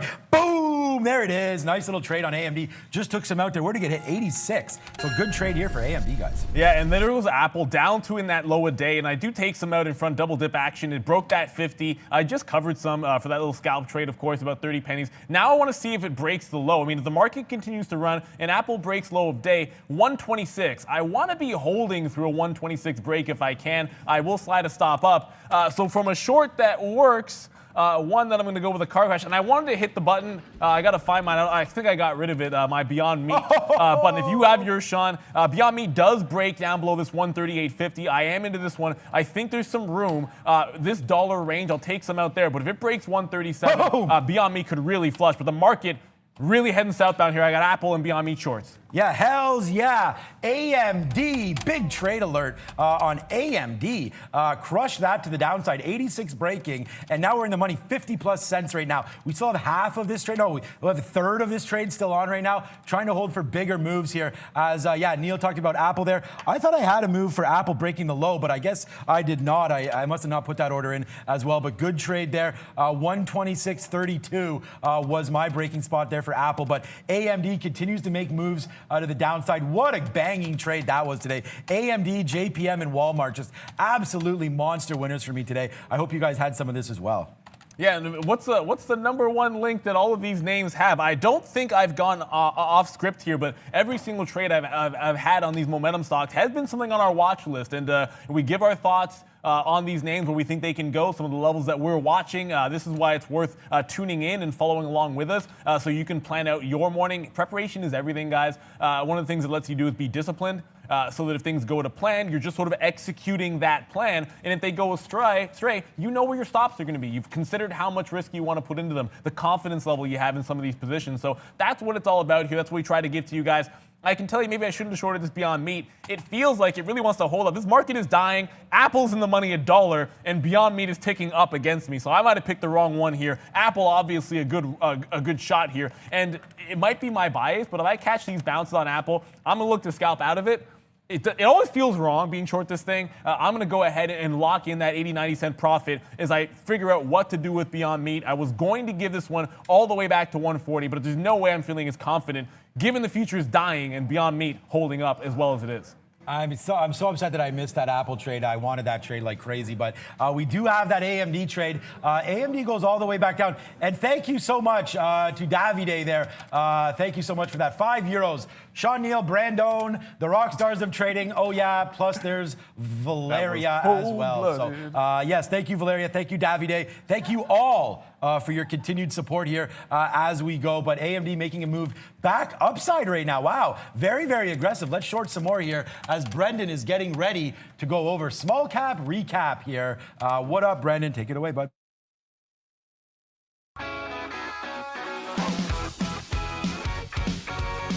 Hey guys, yeah, we'll fly in here and have a look at small cap world. Not a lot going on. It has been a bit of a sleepy day so far for small caps. CGIX, one that I was looking at this morning, bit of a pop to the upside. We mentioned if you joined us right before the open, this is the last thing I mentioned here, 650, big time level on the daily time frame, 650, about the resistance area for this consolidation going into the open on CGIX. Nice flush down to 580 here. Have a look at the volume, though. It's already absolutely gone. So basically, move done. If you caught it, great. If not, I think it's done for the day. EARS, another one. Barely tradable volume on this thing. Had a huge pop to the upside this morning on positive news. 140 to 150 up here was a nice level. If it did make a move back into that area, would have added more to that, but a nice little move back down into 110 on EARS. Not huge moves today. This one missed it yesterday, but CORT, absolutely parabolic move, guys. This thing doubled from 12 bucks up to 24 yesterday. Was watching this 1975 was a little bit of an area from the afternoon yesterday. Wanted to see what happened when we got here, and it has shown a lot of strength. So sliced right through it like it wasn't even there. So still watching this one, doing decent volume today, but having trouble at 20 now. But watch 1975 to 20 on CORT, guys. So I'm gonna go over Apple here, and it was a good trade. It's a good winner. And people have asked what the wicks on the charts are. Look, we have direct market access, and we get basically every single print that comes through the tape on a given stock. So if you see these, there are going to be some block prints, some dark pool prints that are going to be late reported, and they'll come off, and they'll go up high here at like 127. So if I use a stop order, and we have multiple different types of stop orders we can use with benefits, and some of them have their drawbacks. If it's going to be to that tape, and I'm going to trail Apple here to break even, it's going to show a print, and it's going to get me out. And of course, it's on the way down. Yeah, I could have had an extra 50, 60 cents, so obviously it could have been a little better than this. But if I trigger it based on the level 1 price, it'll actually have to trade up there, so those wicks won't get it out. That's a little bit slower of a reaction. So you go with speed, and we're going to risk a little something there if I go with the accuracy. There's always a give and a take. It's always important to understand your trading platform. I love that we had those tools available to us. I'll almost always go with speed on Apple. I don't want to be late to the party on a reversal, but that's going to be one of the things that can happen to you. It's still falling to the downside. I'm now watching 125 even here, Sean. Can Apple hold that? That's the real question. I don't know, but I know AMD is falling down. And look, we believe in the trade so much that we bang it out again right there. We take a nice little short once again at 85.80, out 66, out 56. We keep going. So we're short 85.81 with our outs going to be up here 86 and change. So we're still riding right now this short to the downside. I do want to look at some Apple short for sure. Like Neil just mentioned, though, our charts aren't the greatest on Apple because of those dark prints. Yeah, this is completely, here, you just got to zoom in a little bit. There you go. Okay, now Apple's a little bit better. Yeah, this was my spot, 126.20 when it broke. I gave that to you guys, and I hope you had that. That was a big one. What up, Beep? Guys, this move to the downside accelerating at this point as far as the market is concerned. A number of leveraged short ETFs popping up as a result. If you want to have a look at one for the S&P SPXS on the NYSE ARC exchange here, guys, we could grab, there we go. SPXS, huge monster relative volume on this thing. The other one to talk about is SDAO, short for the Dow. Same thing, 2%, huge move to the upside on both, guys. Yeah, there's also SPXU as well for that one as well. So yeah, great point there. We do have a market wisdom on ETFs. So if you want to get into that one as well, definitely check it out. Look, super happy with our AMD. We're getting ready to get out of that one. This is Bitcoin, not doing anything, down 3%. Just want to bring that to your attention. Brendan will be doing Money Talks later and talking about some cryptos. We'll find out what Ethereum's doing. No real, if you guys know of an equity of some sort to trade, whether or not it's on pink sheets or anything. ETHE is one for Ethereum, ETHE.pk. But the problem is 43,000 shares, so not much happening there if you like that name. That's Ethereum, but we'll find out what's going on. But look at this, AMD, still another winner, so we're still collecting that cash from this stock. Let's see how low this guy wants to go. Yeah, Sean, the way that we're lighting up the names on the watch list here, it's been a good morning. A lot of that preparation gets made on the watch list. You guys that have been following along is from Valeria. But my question isn't about the watch list. Obviously, it's been a fun morning. How are we doing today when it comes to like the likes, people enjoying the show? I know that 1,500 has become a bit of a number. 2K is nicer to say, so hopefully we get that as a target at some point. Where are we headed on those likes today? Hey Neil, I'm happy you asked. We're just 150 likes away from reaching 1K likes, and you're absolutely right. Our daily goal is 1.5K likes. So could you please ask traders to show some love and smash the like button? I'm gonna do some quick math for you because I went to a school known for its math. 9 o'clock to 12 o'clock is 3 hours. We're an hour and a half in, and we're almost at 1,000. 2,000 should be the goal. It is what it is. Thank you guys. Definitely hit the like, get us to it. It makes Valeria happy, makes us all happy when you support the show. Of course, I always say pay it forward. Sharing it with your friends and growing the community so we can see. And Cameron, good look here because I was watching Tesla. I see you up there talking about 415. I did mention I was looking for a 414 area for a short. That's sort of splitting hairs on Tesla. It is worth noting. I mean, we're just crashing to the downside here, even though Apple bounces off 25. We're crashing on the NASDAQ, and Tesla's holding up this 420 level. The longer it consolidates, the less I believe it. It does feel like I like a 414 short, but I'm a little bit surprised at the sideways action in Tesla. And sideways action when the market is going a little bit crazy is not always the best place to jump into. I still am looking at 414. I feel like maybe Apple and some of the other tech names are worth revisiting as well. Yeah, you're probably right about that. Okay, so we're just stepping into some Walmart here. Just giving it to the bottom to see if it makes it happen here. 146, what is that? 146.90. It's a super strong stock, so that's why we'll dip our toe back into Walmart. It's been easily my biggest winner today. We won't give everything back here. We're just going to wait to see if it does break back down below 146.90 or so here on Walmart. We're averaged in. We're long at 147.27. 26, and we will wait for this to happen. 147.90-ish, 146.90, sorry, will be the break on that. Just in case the market wants to get going, we did see Walmart bumping up a couple days ago. I love that Walmart Plus thing. I think as a longer term idea, Walmart's great. We'll just see if it matters here on the shorter term, Brendan. Banks starting to go negative on the day, that is, not on the session, not on the actual day itself. WFC holding up a little bit stronger than the rest. If we flip over quickly to JPM, you can see already below this little pivot from the morning where WFC trying just to get back down here. BAC as well, already well below this little pivot from the open this morning, guys. So some of the banks starting to push lower.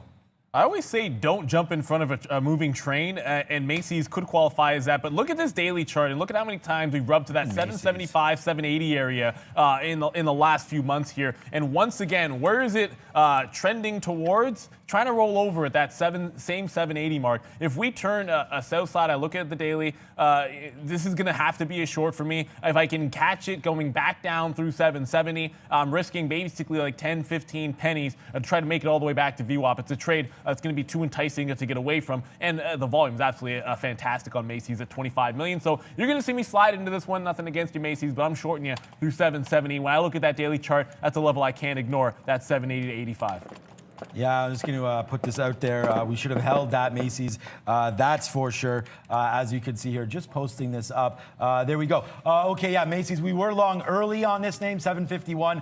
Should have given it back to this area, but if we did, we would have got out here anyways. So we would have missed that. But I definitely good call on the short. Neil looked at a little bit of a longer time frame there. So 777, making that move down. Watch these futures, guys, continue to crash. We did take out some AMD off that wick. Look at that.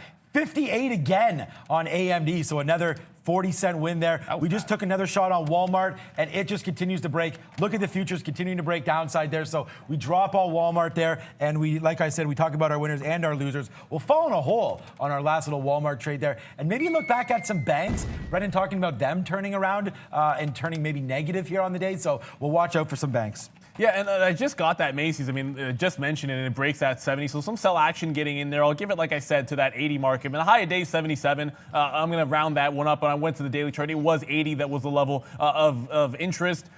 Tesla, look, I mean, the market continues to try to head towards, at least the NASDAQ does, towards that 12,000 mark, and Tesla's still going sideways. I mean, part of this is going to lead me to at least take another shot, maybe even at the long. If we bounce in the futures and I can catch like a 421, I might have to jump into that one as well. So I still like 414 to the downside. I wanted to get us back over to a Walmart very quickly. You can basically throw out that 150. Break, at least in the short run. It is starting to come back in. I apologize for that wick. You can see 145.50, the pre-market bottom here. If that runs into some support, you have to start thinking about, is there anything you want to defend and where might it be? Walmart could be a look at that price. Looks like Macy's is headed up towards that 780, so we're dug in. We're going to see if it takes the top off. That's a short I have to try. You're risking 10, 15 pennies to make 2, 3x on that trade. If you're a short seller, kind of too enticing to run away from. JP Morgan, okay, 103.40. We're going to try to go long on this name here if it does break 103.45, 46 or so, and then give it back down here to 103.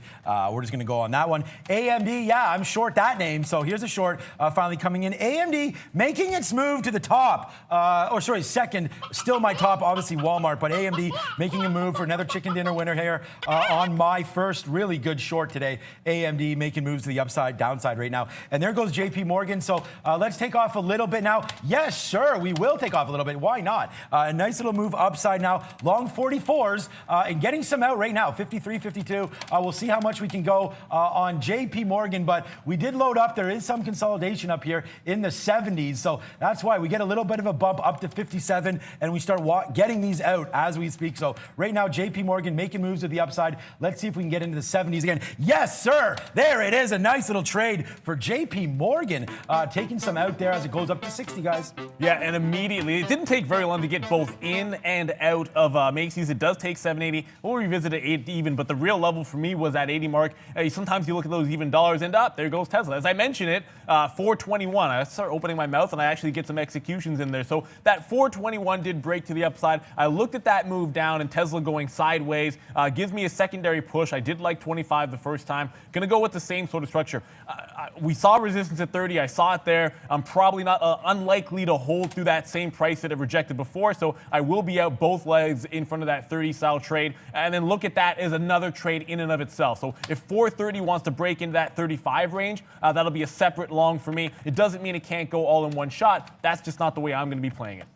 Okay, and JP Morgan for the win once again. We just keep getting some out. We're out of half of our trade right now. We'll get out of some more here if it breaks through 55. But it looks like it's trying to stop right now. So we got to give this down here. It may turn out to be a loser. I don't know. But that was a good trade there for me anyways on JP Morgan. We're going to try to give it some room down to 103. But the futures and the market and the banks all coming back a little bit. JP Morgan does grab that upgrade. And remember, this was on our watch list, guys. So join us every morning here early. You can find the watch list at watchlist.tradertv.live. Valeria is posting the link all the time, so you can definitely find that on the chat. And Valeria, you've been posting that link.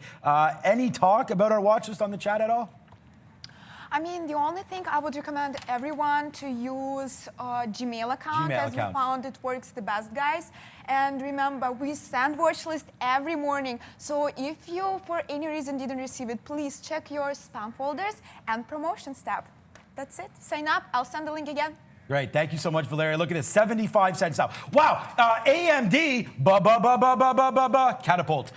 There we go. So catapult, we don't do the bang there because we're trying to slow down on the bangs there. We don't want to blow out anybody's ears. But there's a nice little 75-cent win to go on AMD. My man, what's up? Another one with major negativity today, guys. Sienna, they reported this morning, in fact, pre-market, big-time miss for Sienna. CIEN, 26% to the downside, trying to hold $44 right now, guys.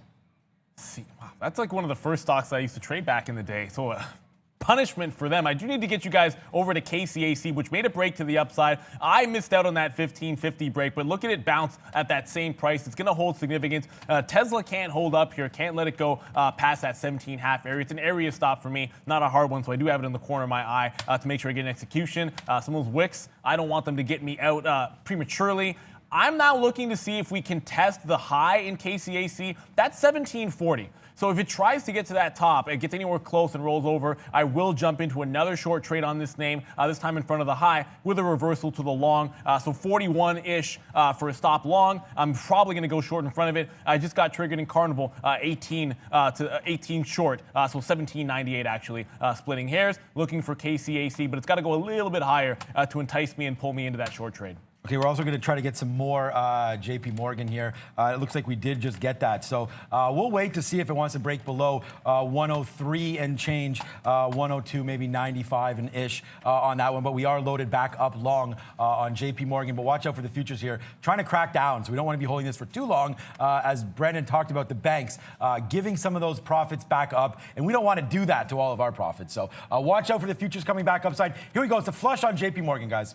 Yeah, and just not seeing any. I mean, KCAC, like literally the second I look for that short trade or to bounce to the upside, it just absolutely fails to do so and turns around. So, look, ultimately, I like this short. I'm going to flush out of Tesla there. I risk about always 5 on Tesla to try and make that little $10 type of range. I talked about up to 30. That was the idea, so I'm not going to let it go any further down. So we'll be down on Tesla now after a couple of cracks on it. Not necessarily going to be done with that one. We do like the trade. But I say KCAC, if I'm going to be shorting this, I'm not giving it 50, 60 cents to the top. So I really do have to wait for my price or bust and be patient with this trade. Brendan, what do you got? Sean, you were talking about Macy's earlier. Still going 11.5% now. Just made a new high on the day on decent volume still.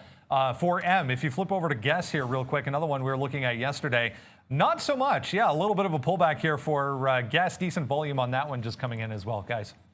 What's up, guys? Stay hydrated. What's up to all my Hydration Nation brethrens out there? Trader TV Live, hit that up. This is a gallon, I think, or more, 4 or 5 liters of water there as we go. So we're trying to clear the mind and you know, have some healthy drinks because coffee's mainly water, but you got to stick out with some water there as well. Flush out that system. Okay, JP Morgan, we just took some risk off there a little bit. I didn't like how it came all the way down and then almost cracked before not cracking. So I just think if these futures go down, this probably does crack. So we did take some off there on JP Morgan. Not a lot out, but I still am nervous about this one. On our last little reload there at 21s, giving us an average price of 33. So if it does break below 103, we're going to get out for a 30-cent hit. It's not the end of the world on JP Morgan, but you know, we did give back some of our profits here if that does crack, and we do have to get out.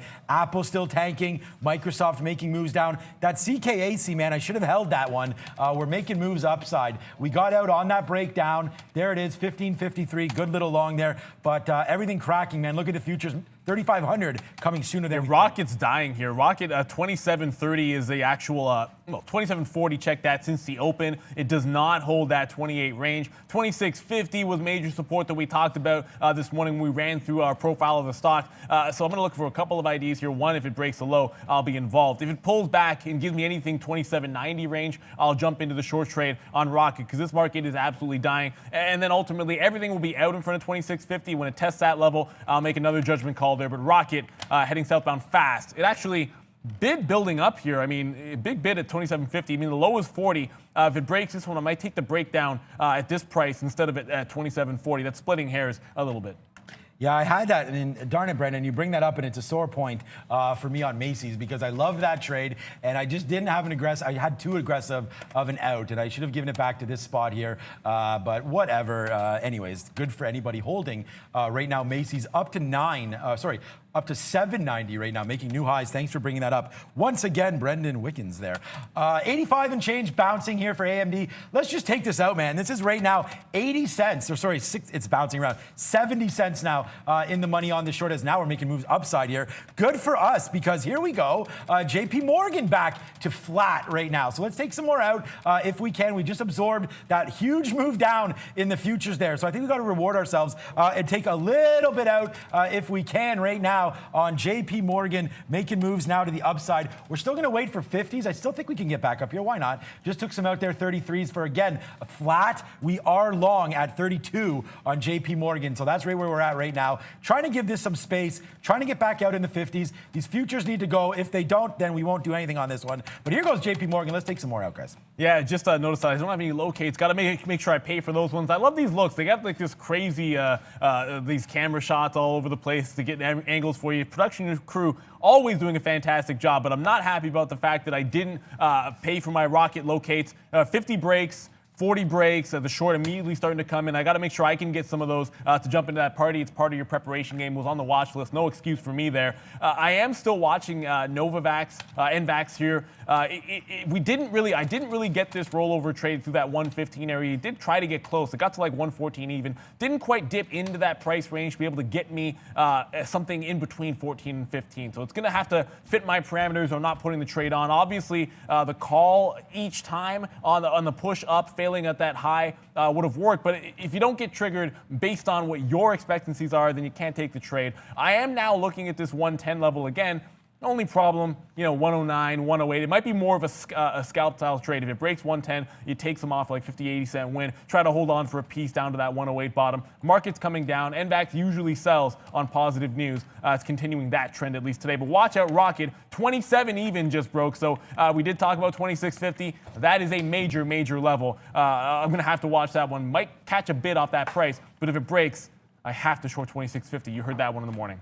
We've got a bunch of offers layered here on JP Morgan to hopefully, when it does spike up, we can be sitting there and get out of some of these shares. Like, here we go, it's going again. We're in the 40s, we're in the 50s, and then we're in the 60s to get out. We have direct market access, so we have the ability to use and go ahead any of these different gateways that you see on here. NASDAQ, BATS right here, ARCA's here as well. The New York Stock Exchange has a book feed as well, so that's what's popping off for us on our platform. Follow daytradetheworld.com if you're interested in joining us up here with our platform and a prop firm. So, okay, 1450, 415 here. Tesla making moves, man. Back downside here. Another 8% to the downside on Tesla. So, looking to crack down below 400. 404, is that right? Yeah, 405. Basically the day's low there. That's going to be coming into, I'm guessing, play very soon here. Wow, there goes AMD. And yes, we have the banger for you again. I mean, how many dollar winners? Oh man, I just missed the bangs. We'll do this. Woohoo! We're running down that money right now. 95, 98 cents, $1 now in the money on AMD.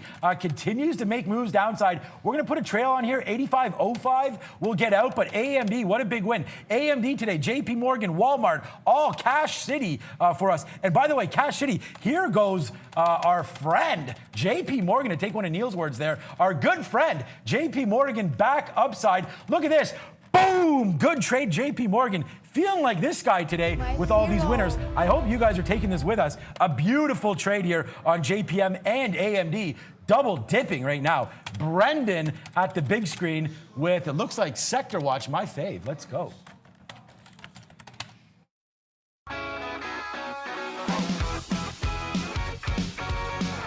Hey guys, yeah, a little bit deceptive as far as this board is concerned today, but we'll have a look at the S&P 500 here and see what is going on. 1.75% to the downside now for the overall S&P.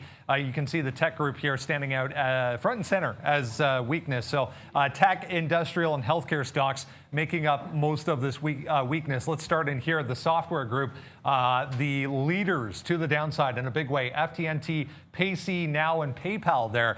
5% on the day for PayPal, almost 7% there for FTNT. Hardware companies also very, very weak. Juniper there, net as well, 5% to the downside. Even the semiconductors, these have been super strong all week long, but finally getting a bit of a pullback for some of the semis. NVIDIA, AMD, KLAC to name a few. Skyworks there as well, 6.4% to the downside. Consumer discretionary stocks trying to get higher. This is where we're going to find the cruise lines here, CCL, Norwegian, and RCL. All between 4% and 7% to the upside. Remember, it was CCL with the news this morning, the other two just being dragged along. PVH over here, that was an earnings name, 6.2% to the upside. If you look at the banking sector, it's mainly the insurance companies and the banks themselves in positive territory. I said a little bit of deceptive move here because a lot of these are coming back in, but they are still nicely positive on the day. So have a look at banks, specifically insurance companies and the individual banks for positivity. The energy group here as well, also providing a little bit of a lift for the overall market, but we are still quite negative, 1.8%. Look at Twitter today, 4.8% to the downside. EA, Facebook here as well, 4%. There's Google, Google as well, Alphabet, TTWO, 2.4%, all in the communication services group. Another one that's very, very weak. 1.8%, guys, for the overall S&P. Back to you. And look at this, guys. We're shorting on AMD here. Look at this short. We just took it again. 85 in change, and then out here, 80s. So a nice little trade here. We'll post this up. But yeah, AMD right now, a nice little mover. We're not going to hold everything for too long. But look at this trade. This is the money-making trade right now. Hide your wife, hide your kids. JP Morgan, rockets to the top right now.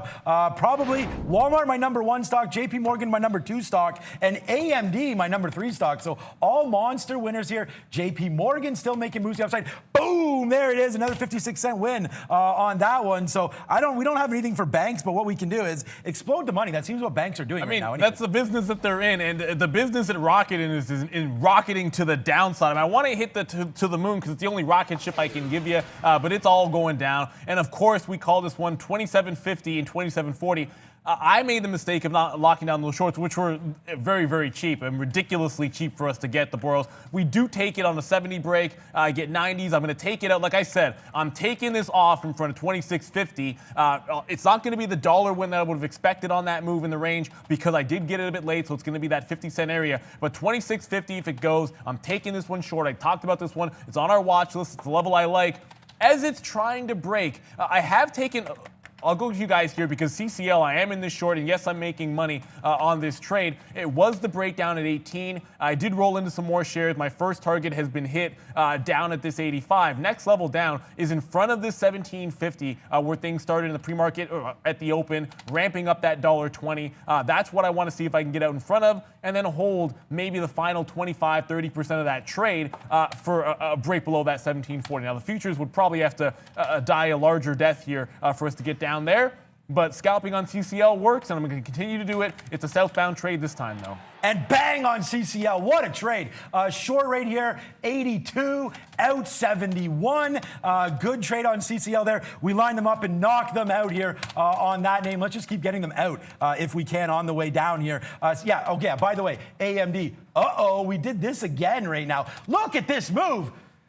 Bang! CCL and AMD all tanking city right now. 84. Look at the short. Short here, 86. Short again, 86. Believe in it. Short again, 85. Bang! 84.10. Big time wins happening there. 52 cents on the long JP Morgan. 7 cents right now on the short of CCL with big shares. And AMD, $1 winner. That's how we're doing it, baby. Let's go. What up, B? One of the other SPACs, guys, just popping up on a volume scanner. DPHC, if you remember, Diamond Peak Holdings. Big time sell volume coming in on DPHC. Broke 19 there. I was trying to hold 19 up here, but straight back to 18 for Diamond Peak, guys. Yeah, CCL continuing to slide to the downside. Like I said, still waiting for like that 17.60-ish area for me. I want to try to lock in 25 to 35 cent worth of a win on the second half of this position, and then try to even hold some, like I said, for that 17.40 range. Going to be looking at a pullback in rock, and as long as we're below that 27 mark, it's going to be go time for me. I do want to jump you guys back to Tesla because 414 came and went, and now we're looking at 400 even. I almost said 4 even on Tesla. Remember, that's that magical 2,000 mark that you have to watch out for. It's psychological. 405 was the bounce point. We talked about this this morning. We went over Tesla. 405 was yesterday's bounce. 405 was a bounce off the open. So once again, proving to be some support at that 405 price. If that goes, watch out for 400 right behind it. Man, this has just been such a great day for trade here. 73, 71. Look at CCL, just keeps tanking downside. We are at our highest spot today that we've been at, and that's without that Macy's trade.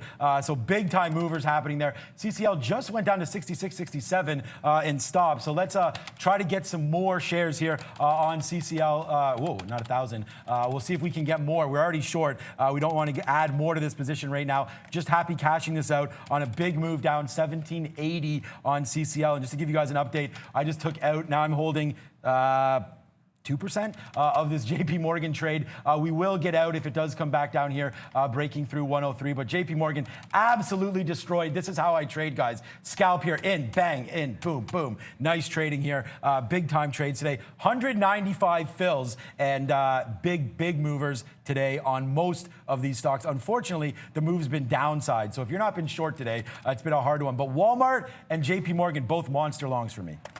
And KCHC just went below, and so I'm going to get out of Rocket. It just broke 27. It might actually hold lower. I might have got shaken out of that trade. We've got a couple of cracks at it. You can't chase it too far. I mean, ultimately, I'm going to have bungled it because I didn't get my original 27.50 short, and that's the name of the game. I am going to take this trade through the bottom break here. Not the bottom break, but a support break on KCAC. We wanted it back below that 15.50. It stalled at 40 last time. It's broken 40 this time. So I'm going to jump into another one of these shorts. It's on momentum. It's not going to to be the fade trade. This is more that breakdown, in which if I'm doing that, I got to look at where it bounced last time. It was 14.60. I'll likely be all out in front of that price.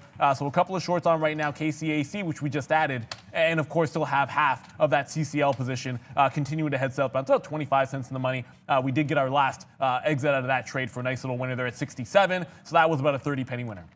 Yeah, and we're still holding on to CCL as well to the downside. I'm going to try to take some out 72s if I can. It keeps bouncing off my 72 level there. Trying to get some rebates here, so where you get paid to trade. Not that it's free, you get paid if you're adding liquidity. So I'm waiting for some 72s. That may be a little much for this one. I don't even have, there we go, I just got it. So there, as I say that. Now we're waiting for 70s. I'm still bidding some 69s. We'll keep going to the downside on CCL. We have it, so good trade there. We didn't load up, but we did take more JP Morgan here on this drop down. So now our average price is back to 25 on this name. So crushed this long. Let's see if we can do it again. We're still waiting for a 103 break. So if that does happen, then we will, of course, be out of that. But all good on this front. Market continues to tank, CCL tanking, and we're just cashing in. We're at our highest spot of the day. Catapult time. I'm going to go throw it now, as it looks like Money Talks is all ready to go with Brendan.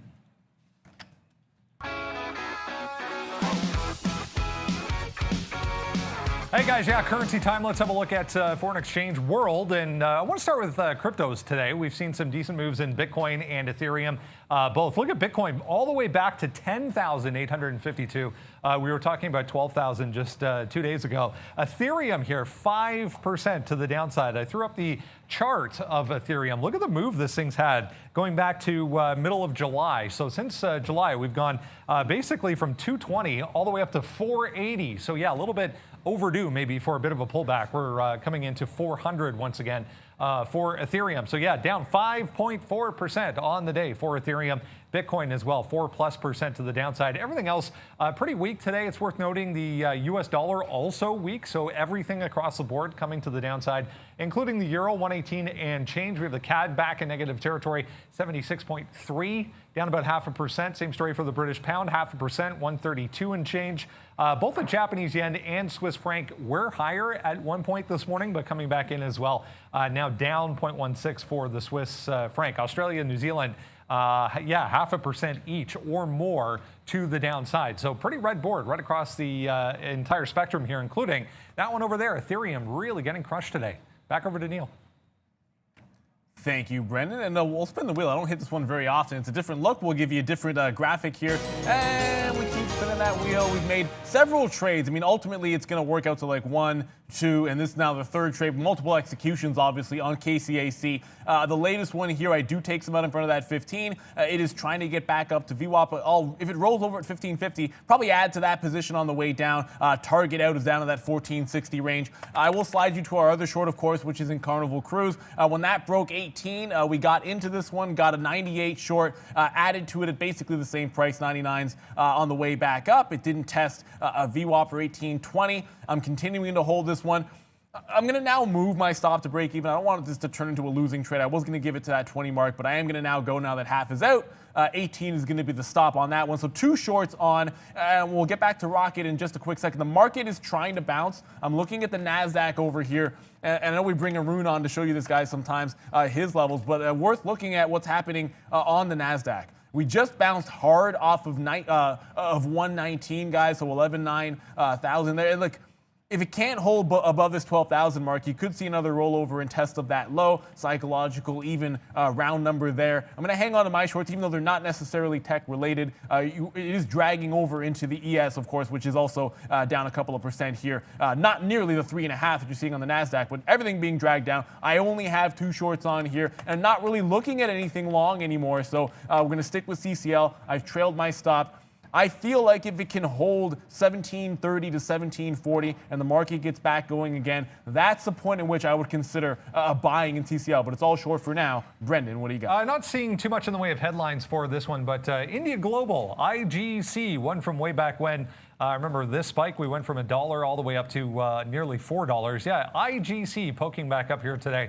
27% just popped up on a volume scanner here as we broke this day high, 135. We're up to 140 now for IGC. Guys. Oh, don't do that to me, Brendan, because if you ever say and you can't find news and it's IGC, like I'm just going to be sitting here thinking of ways that I can short this stock. And it's worked in the past for me, obviously, but I don't love being blind. And you do see the secondary push up, and the first thing that pops out to me is this is going to be on volume. So as much as it does want to turn over here, it did make that push with a little bit of volume. I'd like to see if there is news, and of course, my daily charts are failing to load there. But if I can go to the 3, just look at yesterday's price action, go back to the rest of the week. It is a break through some of that high last week at 135. I'd probably be interested in shorting it below there. I just feel like at this time of day, 11 a.m., don't have the news. If there is any on IGC, I'd lean towards possibly there's a catalyst based on the volume spike. I don't necessarily love it, but below 135, that feels like a level to me I can work with. It's right there right now off of that pullback. So there is a trade there. I would not necessarily size up on it given the fact that you might be a little bit blind, but I got to watch out for this one. 135 to 124 gives you 10 cents worth of a win, risking about 5 to the top. The risk to reward structure is good. Looks okay based on last week's price action. That being said, like Brendan mentioned, he couldn't find anything, and if there's nothing, I got to try it. All right, guys, I'm back. Refilled the coffee up here a little bit. Coming back to seeing JP Morgan does make a little bit of a move back to 30s, but not enough for me to get out anyways, even if I was here. CCL, though, back to 1780. We didn't cash. I'm waiting for 18 for this thing to go. We'll wait to see, but a big trade here on CCL is what we have. KCAC, though, looking at that. What is JIH.U?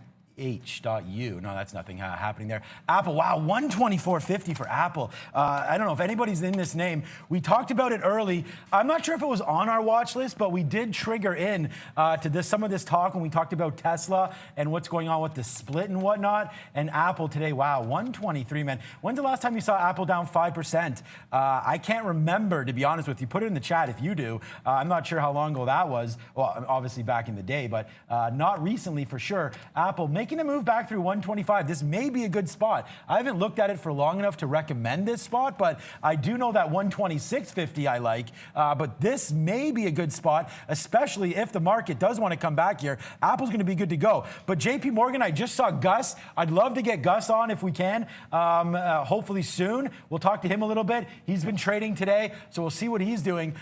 Macy's $8 and change now. Tesla $4.15. Lots happening right now as we go. But I only have these 3 positions on. JP Morgan long at 24. It's at 27. We're waiting on that to see how high we can get it. If we can get it back in the 70s, that'd be fantastic. CCL, I'm out of this trade. I have 8% of my trade left, and we're just giving it back to 18. So whatever. And then AMD right now, what a monster day this has been on AMD. Unfortunately, we didn't cash any out there, but yeah, big trade. We just shorted 85, got some out. We'll see what happens again. See if I can put an order here in the 40s and get out of this. Yeah, just going to give you guys a look at Walmart. We talked about this level here. Walmart. We're looking at that 145, and it's not that we're basing out at that even dollar 145 level, but it just got to 145.40 or so. Now making a bit of a range-bound trade, and the market's trying to climb back up. So I'm going to look at this and say if I got a bottom pick somewhere, I'm still in ICCL as well. I mean, I'm going to give it back to break even. That's at 18 mark, but I'm looking at 146.25 here at Walmart. Maybe digging into a little bit of a starter position, giving myself some room in case it's a long, slow consolidation at the bottom. It wouldn't shock me if that were the case before we actually got going. So I will start this at 146.25. If anything I add will be taken off, and there's no way I'm holding it past the 145. We identified that level. If Walmart can't hold that one, I would definitely give it up. At least it's a day trade, obviously, so that's going to be the case. But 146.25 to start that position, and then maybe add to it a little bit in the middle here as long as it holds sideways action and the market doesn't absolutely crater.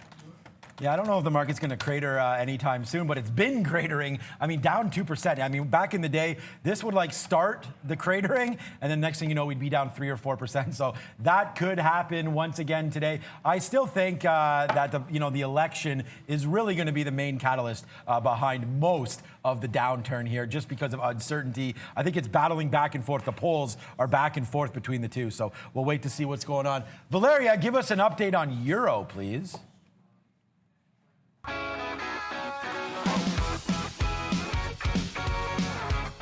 Hey guys, welcome to the European update. Europe mostly in negative territory today. Warsaw at the bottom down 0.91%. Russia is down 0.99%. Spain is leading up 1.28%. Belgium is up 0.11%. And France is up 0.56%. IG is leading travel sector in Europe, up 6.46%. That's all with the Europe, and I'll keep you updated. Back to traders. Atta B Brent. I see one of our members in there. I see you all over IGC.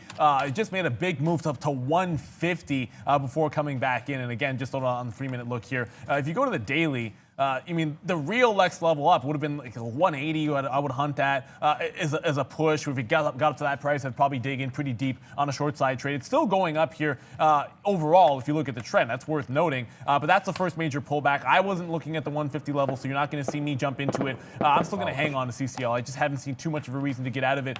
Keep watching out for KCAC. I am looking at that top. Is it keeps on creeping to that 16 level, at some point, and this could be one of those, maybe it's an afternoon trade, I don't know, but that last short, we win in the first half, we lose an overall flat overall because we lose in the second half. Look at this move to the upside. It's strong again. 1670 and 1740 would be the two breakout prices, maybe squeezing some people that are short in this name. I'd look at both of those breaks. I much prefer a 1740 if it really starts to break some backs here.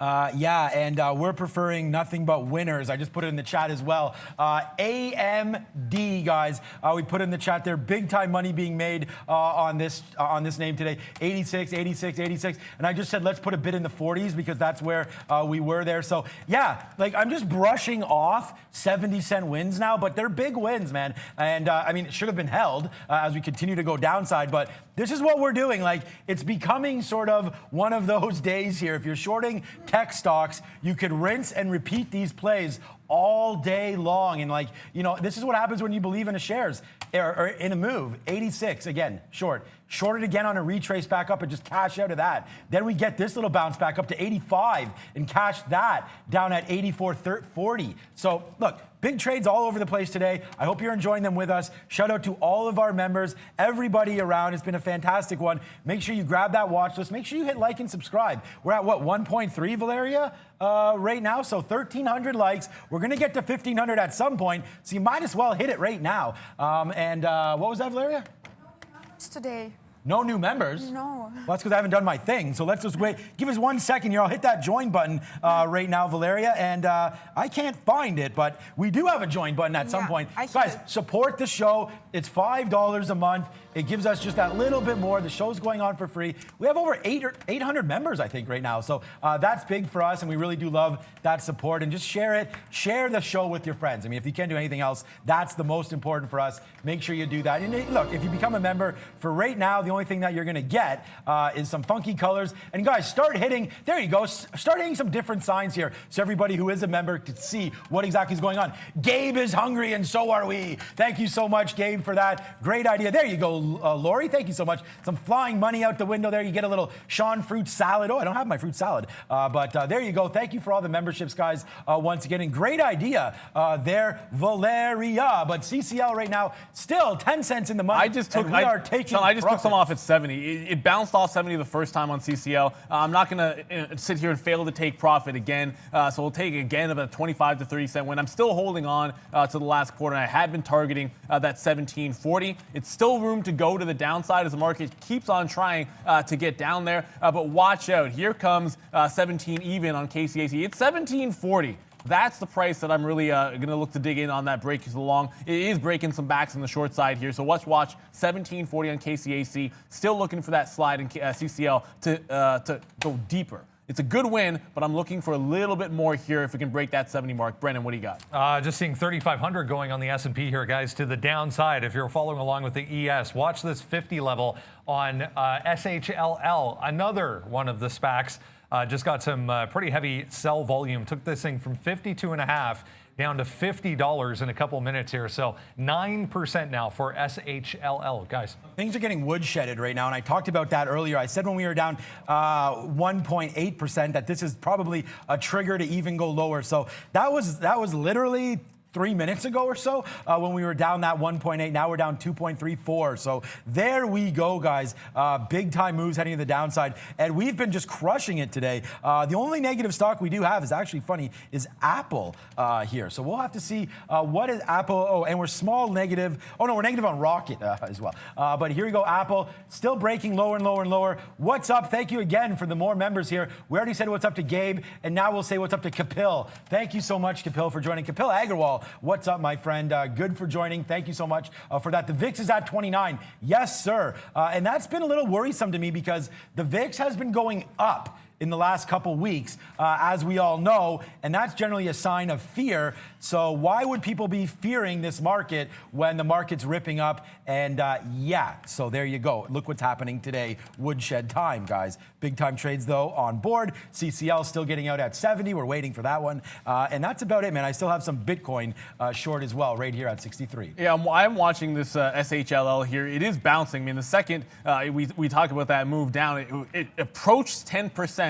And then bounced very, very hard off of this failed break at 50. Watch out for 52. It's both the opening range bottom here, 51.75, but also where this really started on volume to flush. So if it gets back to that price, and once again buyers are unwilling to step up to the plate, I would be jumping into a short side trade between 51.50 and 52 on SHLL. So that's going to be a look for me. I still, of course, am like you. I'm holding that CCL. Got no issues with that. I do want to get back to that IGC, of course. That one popped in on volume, pushing to the upside. It's now really starting to come back in. You are seeing some sideways action, some consolidation after the second of the last parabolic move. The volume is tapering off.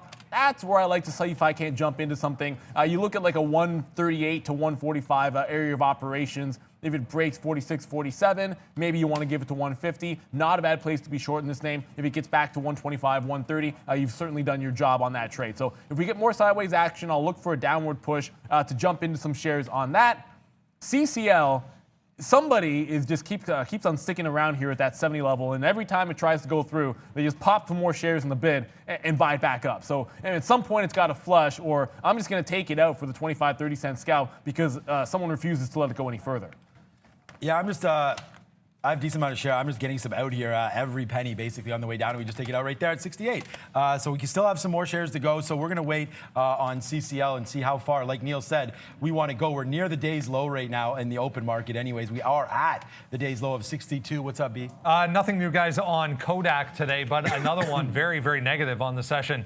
5.8% to the downside for Kodak has been a little bit negative, including from yesterday. Just tested this low from yesterday, 675. Looks like that's going to give up as well, guys. Kodak, of all places. Yeah, why not? I mean, it looks like I'm going to watch over that KCAC again, but I did get into 140, 141, 141, my first entry price into IGC on this retracement. I probably will refrain from taking anything out until it breaks like 36, 37 area as it goes to the downside. Thank you very much for the super chat there, Simon. Simeon Hendricks, that's the second time this week, and we do appreciate it there. We'll have a look at Rob. We've traded some Rocket to mixed result here to the downside, 27.50, because I missed my first entry point. But we'll definitely have a look at that name. Wow, KCAC, which I thought was making a move up to the high of day, making a shot at that 17.40. It gets within like 30 pennies and absolutely flushes. So it might be back into some short selling for me. If we can get below this 16.25, maybe 16 even mark on KCAC. Does not get through the top, unfortunately, for those that are bullish on the name. It does feel like a lower high has been put in, and it could be southbound again. Yeah, KCAC, we'll have definitely a look at that soon as well. But yeah, just looking around here at CCL, we did cover that. A nice out again, 63. The low is 59. That's the only position I have on right now is CCL. So we'll wait to see what that wants to do. But Apple's still down that 6%, looking for some levels to get in on here. Let's check back in on our, basically, I have a couple trades of the day here today so far. It's been JP Morgan. It's been Walmart off the open as well. Again, sorry about this. Let's see if we can zoom in a little bit here, get rid of that chart. But right off the open, 952, a big win here. Walmart long, 148.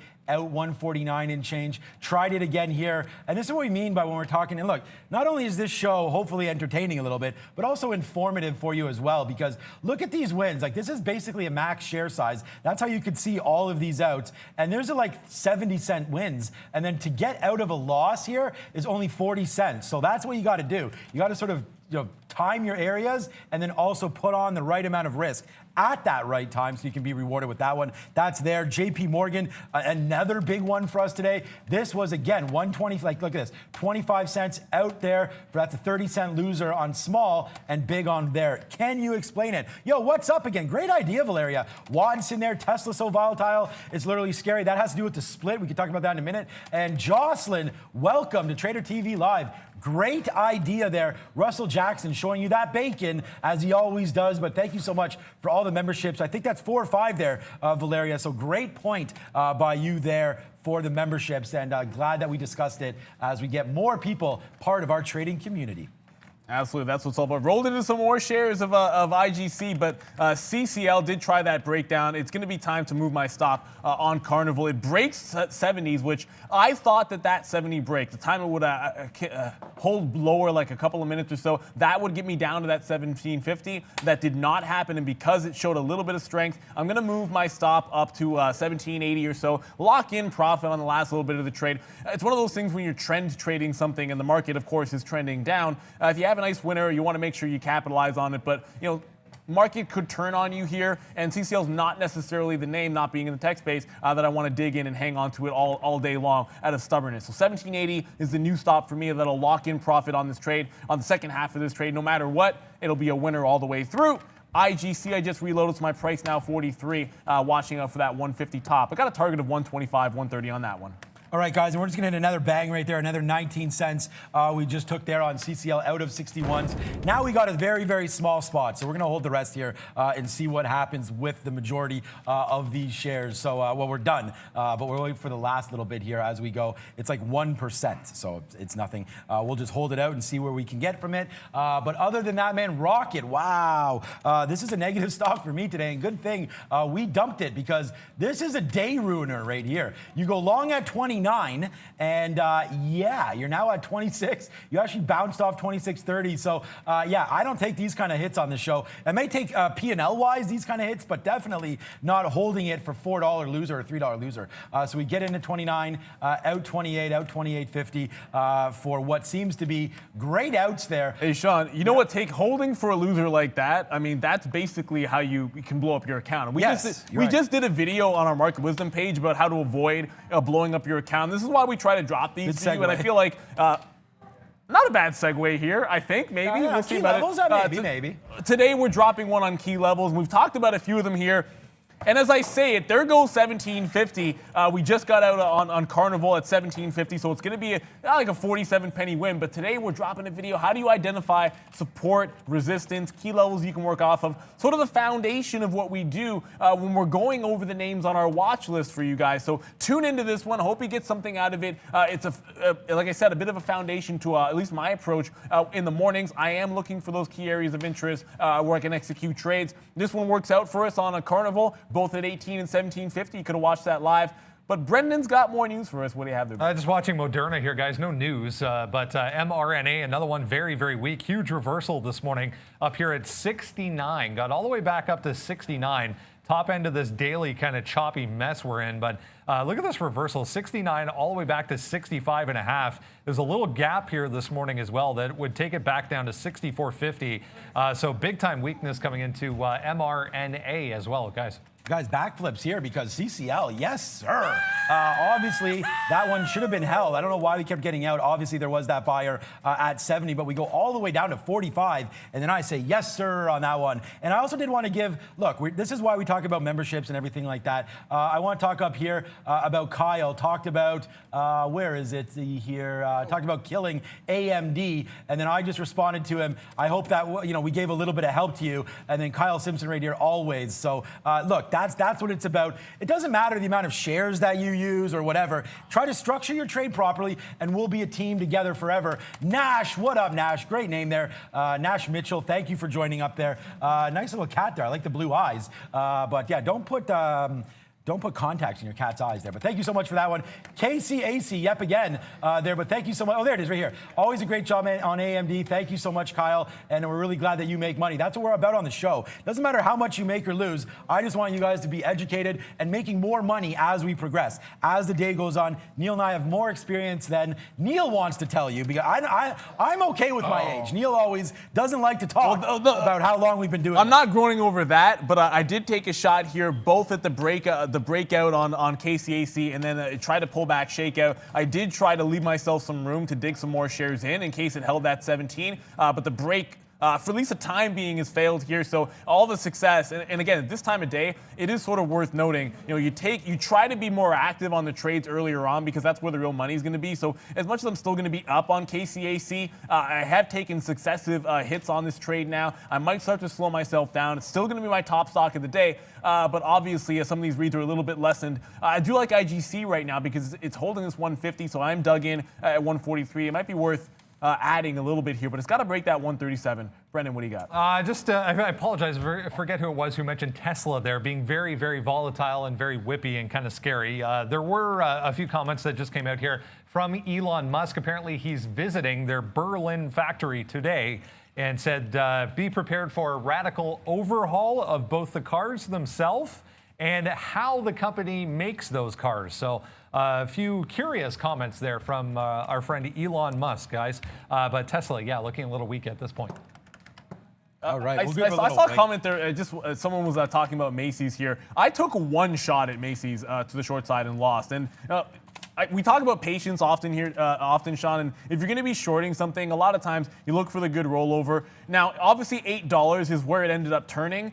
My entire logic for why I was looking at the 780 instead of 8 was when I went to the daily chart and found like multiple highs that got swiftly reversed at 780. So that's the reason why I pegged that level. It was obviously incorrect, but you have to have reasons to give you conviction in the trade. That's why I was willing to step in front of the train at 780. So as much as I'm wrong, you can't get away from something that's going to end up working for you in the long term. Yeah, it's rolling over now, but I wasn't using that even $8 level. And now that it's trying to break VWAP, it does seem like a pullback trade could be on.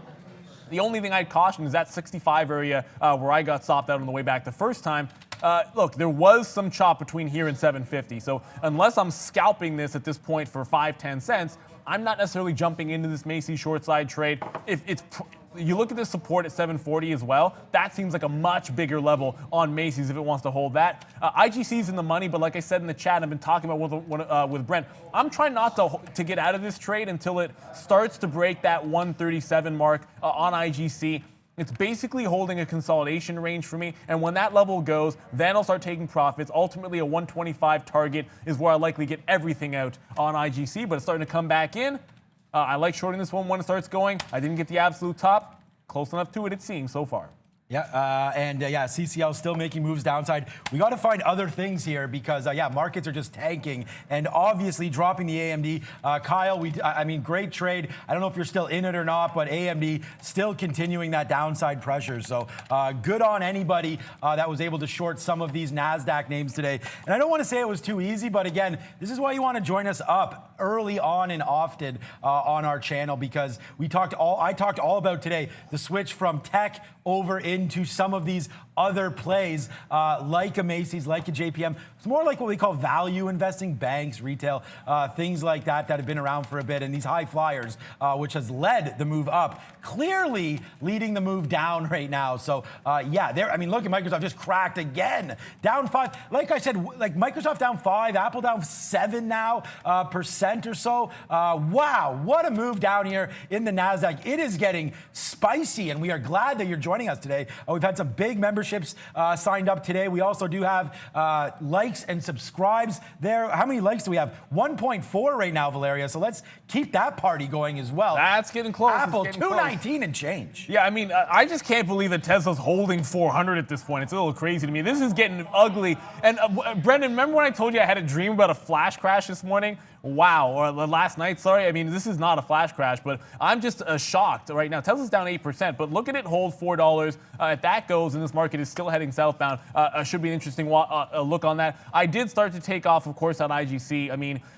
One of the things that's going to happen, if you're ever trading names that I don't want to ever use the term junk companies, but like small caps, these things are up and starting to give back. When the market rolls over like this, if you don't think people aren't going to be selling off positions that are in the money for them that may not be the best long-term holds, you'd be thinking wrong. So some of those stocks that don't move much, they can start sliding too, and especially if they've been overextended like ICIGC here. Brendan, what do you got? One name we talked about in the morning, guys, was on the watch list. Facebook with a little bit of news today as well, gapping down on that.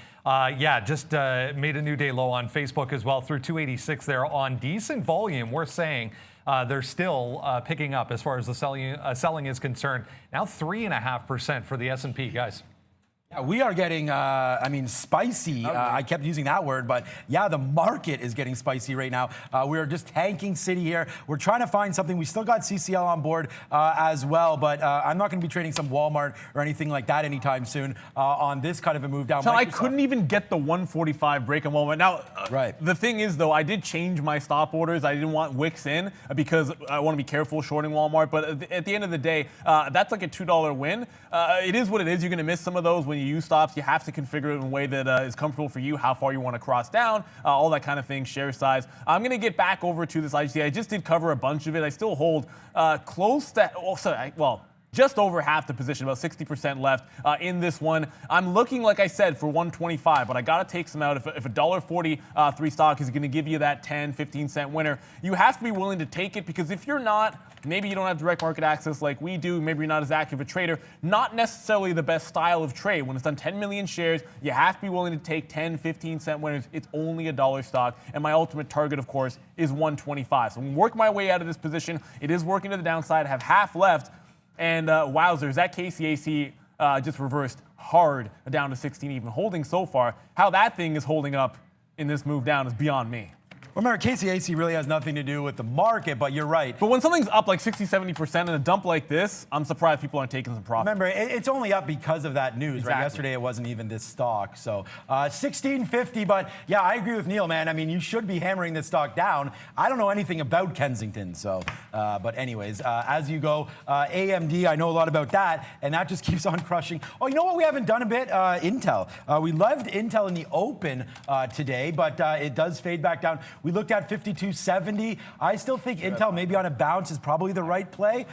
So we will wait for that one to come. Did I hear Brendan? No. No, I mean, look, you guys give these awesome camera looks, and I'm like, at some point, Lucas, if you put that camera any higher, it's going to hit the roof. I think it's very, very cool. I want to check to see. Look at this. See this?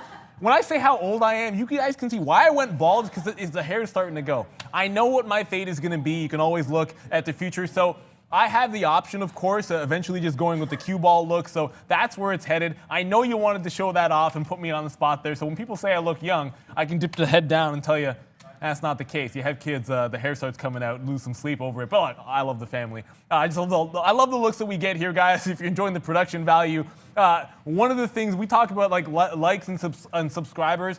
Look, these guys work very, very hard to make the show look good. Sean and I get to trade. We love doing it. Brennan gets to do what he loves. Valeria enjoys her job. We don't always see the production crew. They're hard at work here, guys. So when you give the likes and you give the shout-outs, they love to see it. They're pumping the fist when we hit those numbers, guys. So definitely show them the love. Both Rob and Lucas working very hard. I do believe Brendan is waiting and has some news for us, so let's go to him. Yeah, we just had a big volume spike here, guys, on UVXY. We mentioned a bunch of leveraged ETFs earlier. Here's another one as far as volatility is concerned. UVXY did get up to 12% there at one point, but right back down through 28. Monster volume on all of these leveraged short-term or short-sided ETFs, guys. Yeah, that's for sure. I'm long some of them, so it's been okay. I've been talking to you guys about getting some longs in this market.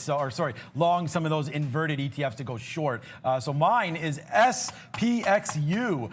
Let's take a look at that one. This is the one that I'm long. And yeah, today, how much is it up today? 9%. So nice little win there. We'll do some backflips. I haven't traded on the show, but I have been talking about VIX and some of the volatility as it goes. So right there, a nice little trade on SPXU. Thanks for bringing those to everybody's attention, Brendan.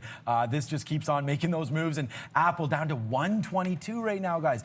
We were long early at 128. Should have been short. We have to find something to short. Let us know if there's anything that's retracing back upside so I can get more aggressive there on a short right now. But what time is it? 11:25. Only 35 more minutes to go. After the show, though, Neil's talked about this before. We both did. Key levels coming up. Make sure you follow our Market Wisdom channel. There's a hell of a lot on that channel. So go over there and have a look, guys, and get educated. I love that. Thank you, Valeria, for saying I'm forever 18. That's absolutely not the case. I certainly, my back doesn't feel like it's 18, I can tell you that much. I'm looking at American Airlines here, and again, the market's dipping to the downside. You talk about a possible rotation. I mean, it doesn't. Some of these names, it almost doesn't matter.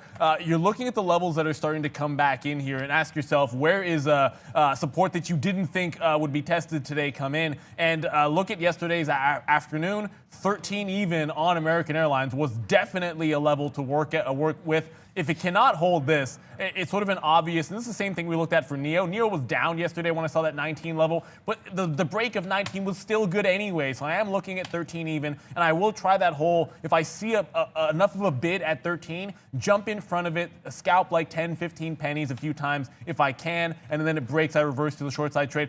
I'm reserving that for actual size on the actual bid here in level 2.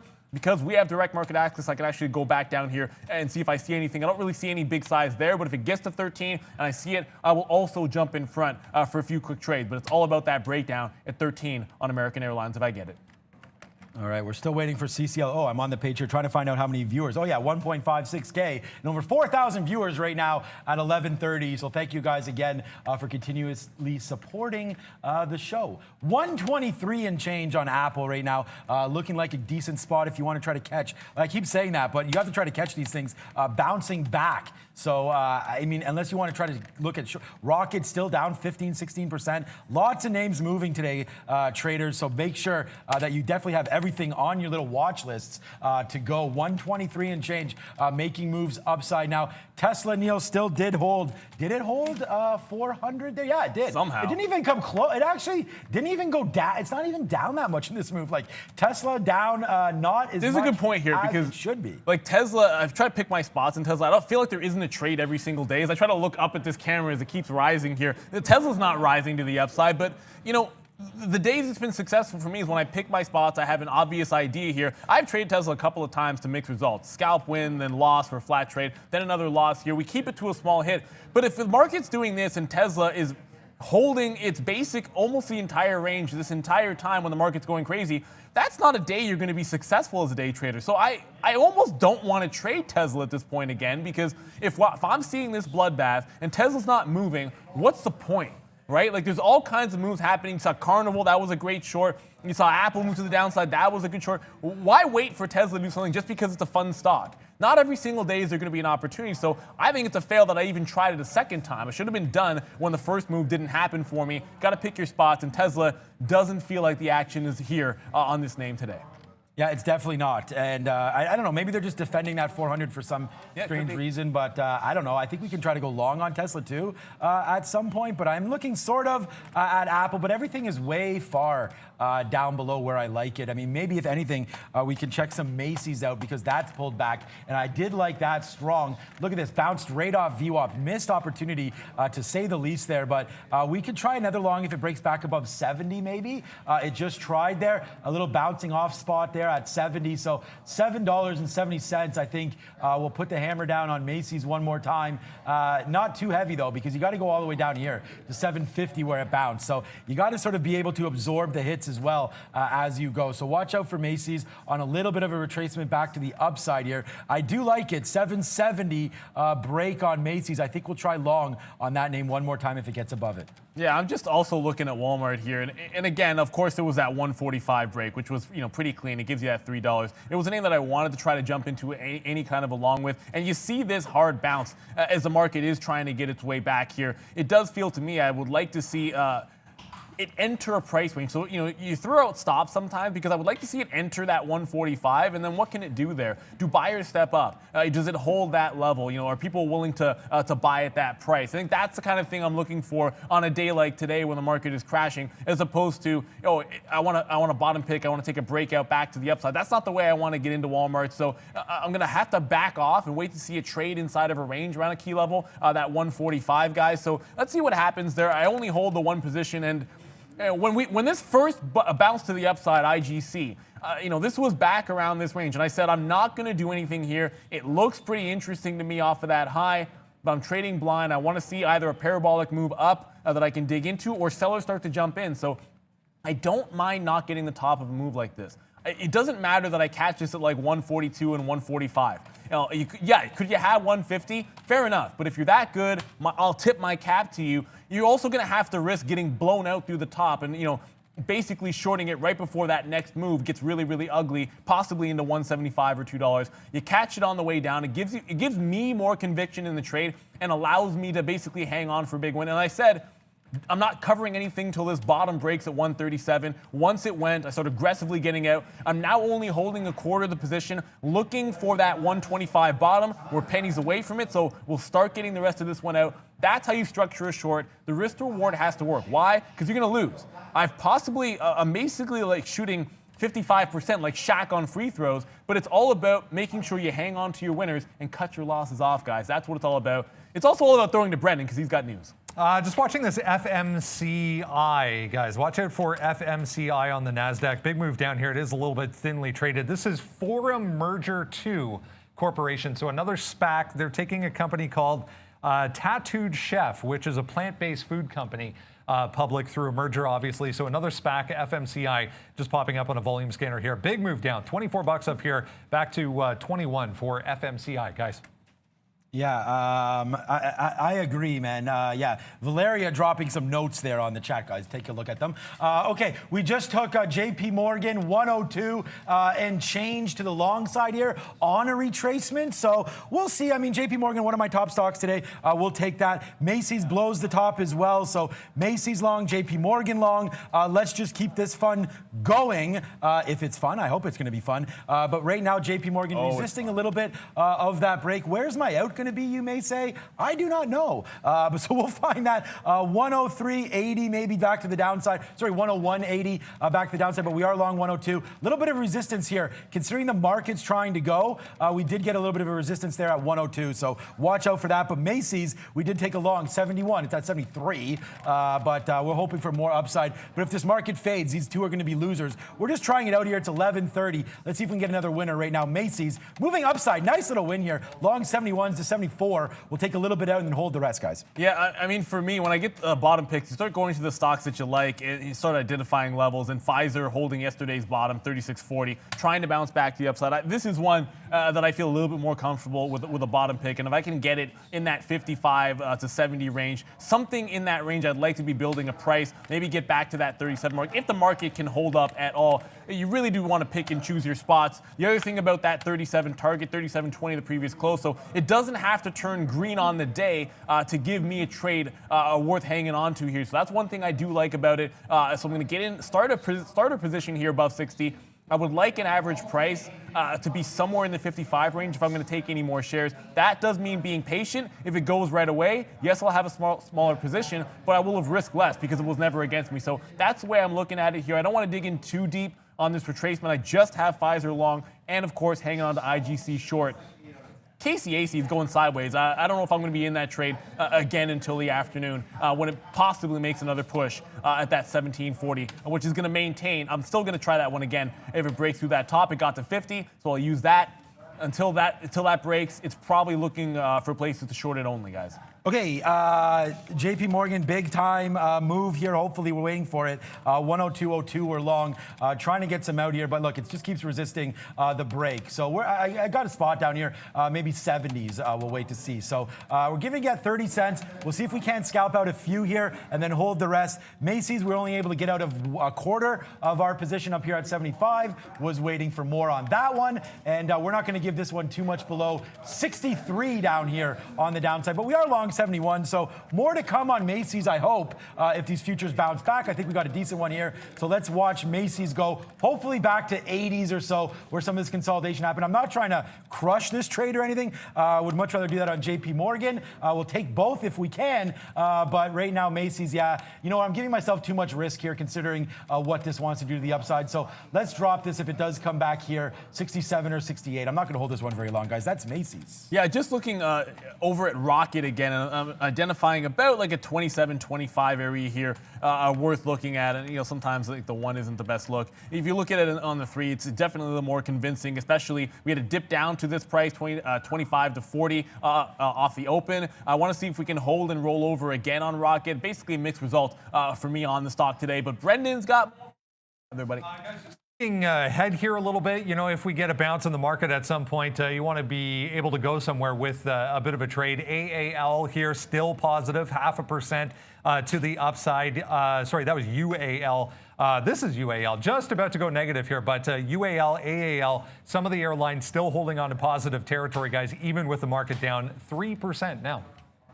All right, JP Morgan falling downside here. So yeah, we are got our, not really, sorry. I was looking at the wrong chart. Yeah, we are looking at this as a downside move here on JP Morgan. Still got that Macy's, looking for JP Morgan to make a little bit of money here on the downside. Not sure if that's going to come through, but the market did fail there at 34.80, so 34.78, and then reverses quite strongly to the downside there. So watch out for this move downside on JP Morgan.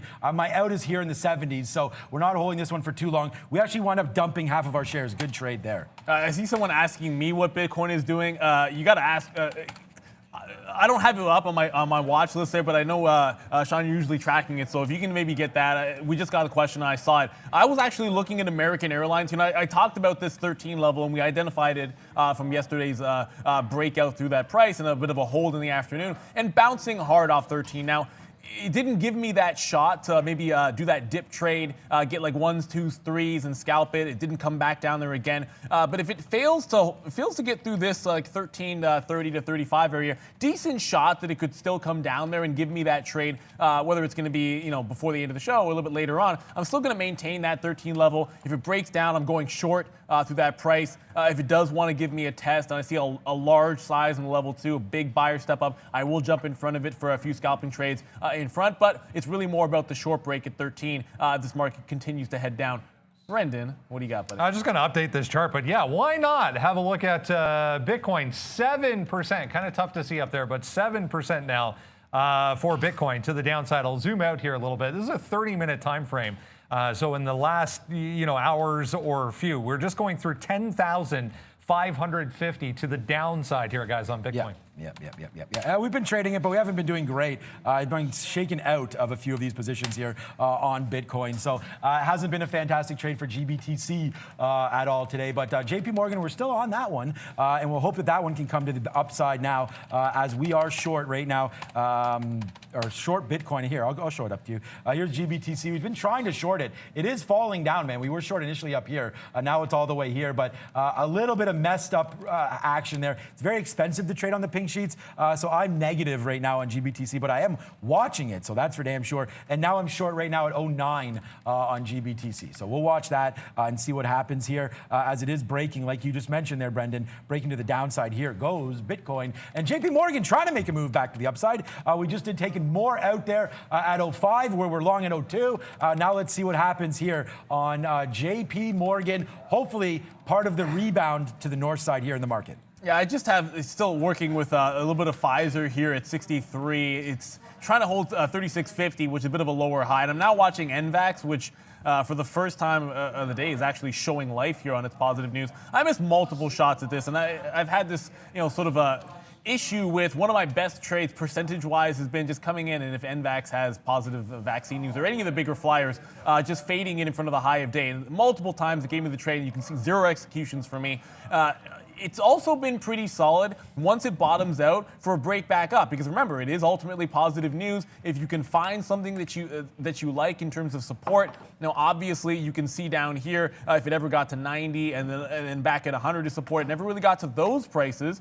So you can kind of look at yesterday where there was some chop and consolidation around that 104, and the fact that it bounces there, if we retake this 107.50, which was the pre-market bottom, if we can retake that, there's a nice little scalp opportunity on NVAX through that price. So I'm going to be looking for 107.50 and 107.50 only, which is quickly approaching on NVAX. Let's go. Brendan, what do you got, buddy? Just watching Zoom, big mover this week. Zoom, obviously, after earnings in no man's land. We're in this gap right now, guys, on Zoom. So down more than 10% here, just trying to get back to 380. But if you look at the daily time frame, we're through 400, obviously, but in no man's land for ZM, guys. All right, and money barrels today on JP Morgan.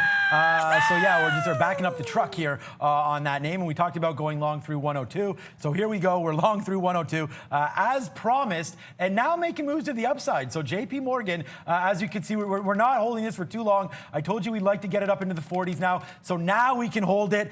We did have to, brace ourselves through some of those moves, but now I think we could get a nice move up to the 50s here on JP Morgan. So let's hold that one and see what kind of a move. Here we go. Yes, sir. And there we go. Sorry, close your eyes for this one. Did not mean to hit that, but there we go. Some belly dancing. I've never looked better. That was like in my 20s or so. So there we go. Moving to the upside, 28 just out there on JP Morgan. So hey now, good mover there. Macy's, we did get stopped out. Look at that. Like what a wick down there. Again, this happened to me twice on Macy's today. Stopped out there. No problem. We did take some out 74, but then we got out 65. I told you I was going to tighten that stop up, but should not have. Out there on Macy's, not a great one, guys. Yeah, it just got into that NVAX, so it did make the breakout trade for me, 107. 107.50 break. I actually got slipped to 65 there. 106 looks like it's going to be where my stop is going to be placed. There was one other name. I got to jump over to this one because NNVC had everything going for it for one of these short opportunities. When you look at both the move up yesterday, gapping down, and then if you look at the afternoon bottom where it turned like 525.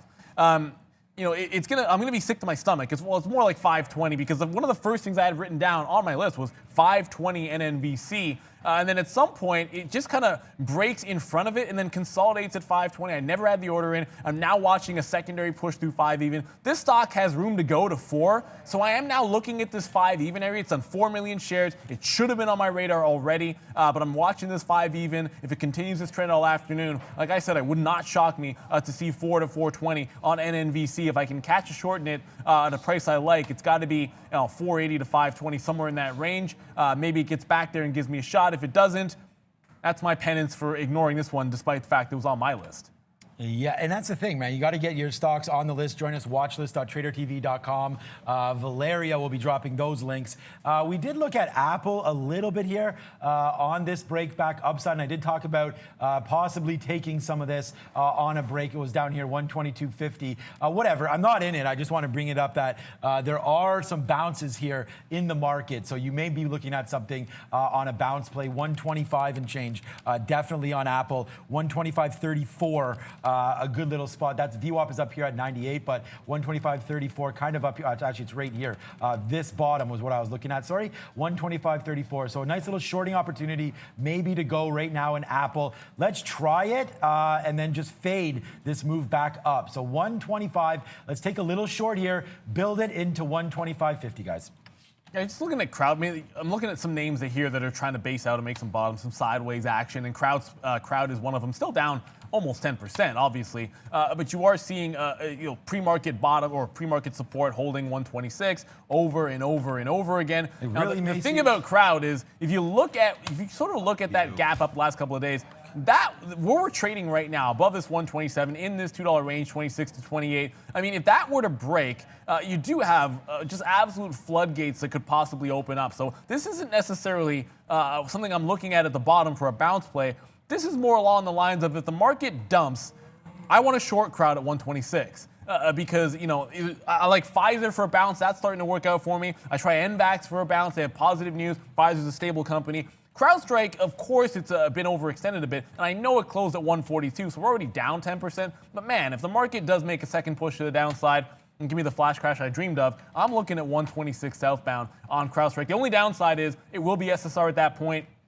Can't hit the bid. Could be tricky to actually get a fill through that price, just given the spread sometimes. But I'll be taking a shot on CrowdStrike 126. All right, there goes Apple. We are short again. We did talk about right now. We did talk about that 75. So a nice little 20 cents in the money right now on Apple. It's not a big position. We were hoping to get some more. Like I said, I wanted to average it, and I said let's start building that short. So right now, Apple 25 cents in the money, but we need to have that move a little bit more. I did dump some JP Morgan as soon as I got in to that Apple, because if that's going to make the moves down, and JP Morgan probably following it. So there we go, a nice little 40, 50 cents now. Apple breaking back down below 124.50. We're short at 80. What's up, Brendan? Worth a quick update here, guys. As far as the overall S&P 500 is concerned, I think let's have a look at where the strength is coming from on this bounce. Still the consumer staples, or sorry, consumer discretionary.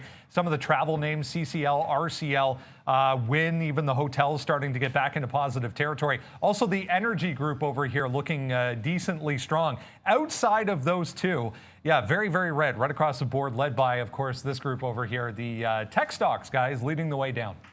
All right, let's figure out why blue is. Why don't they use green on that one? I don't know. It always bugs me every time I see that. I mean, Brendan tried to change that. I mean, that's our Refinitiv, our icon. I'm joking. It's a great system, but. Yeah. No, I didn't know if it was a joke or not. But yeah, I agree with you. Blue is weird, but whatever. We use green here, and these are these upticks that you're talking about. And look at this, red, red, red. This is how I trade, guys. In and out, in and out, in and out, and just cashed it in. And that's why JP Morgan, I can continue to go long and make money on this stock. And it's actually my number 2 stock on the day now. AMD's up there as well. So Walmart, AMD, and JP Morgan, big time for me, and my big time loser, Rocket. But other than that, good to go. Right now, okay, Apple doesn't look like it wants to go down anymore. We may take this off. It's coming back into flat right now. We were 40 cents in the money on this dip down here to 16. Actually, we're 50 cents in the money on that one, but we'll wait to see. Picking it back up. We're going to dump it, remember, if we get up here to 125.25 or so. We're not trying to die on this sword, that's for sure. That's Apple, but we'll wait on it. And unfortunately, guys, my Macy's turned into be a monster all the way back up. We got out more here at 80 after dumping some down here at 66. So a nice little win on the last part of Macy's, but look at that. Now it's falling back down. So maybe another spot to pick up Macy's here. Yeah, the only thing we're working with here, at least for me, I got that NVAX, of course, but that Pfizer, I sort of dug in, like I said, I would, and I was going to give this to the low of the day. It is starting to creep up, and so that at this time, as it creeps up, I want to think about moving my stop up. I'll give it to this 36.50, a little off of the actual bottom, just to lessen the load in terms of risk. I'll definitely take some out. This chop level here at 75, certainly worth it to take like a 10, 15 cent scalp on the first quarter of that position. See how far it can go. Now, I gave 37 as an ultimate target here because I don't think I want to be greedy. This is more finding a place where if the market does bounce, I have some exposure to the upside. And it's going to be Pfizer for me. I'm going to work that one out. I'll be all flat if it ever gets to VWAP in that 37 area. So let's see if Pfizer can't get going. NVAX on the break is just sideways. I mean, I get slipped 15 cents. The spread is 15 cents, and that's basically what I'm looking at the entire time. So 30 pennies down. Sometimes it goes 30 cents in the money. Not a lot of activity there, but I'm giving it to 106. I feel like we're barbecuing here with Apple because, yeah, nice little moves down, guys. Look at this average, and I told you we were going to do this. So, I mean, that's the trade. I broke it down for you and gave it to you. Now it's 35 cents in the money.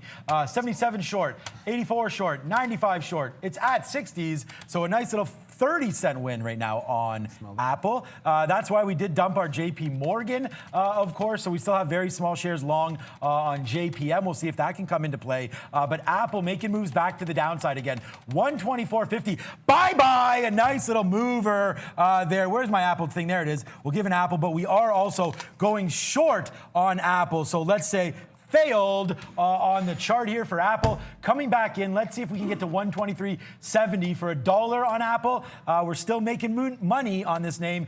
Short Apple right now. Get out a little bit on this, 124.15 if we can, and then hold the rest for a break.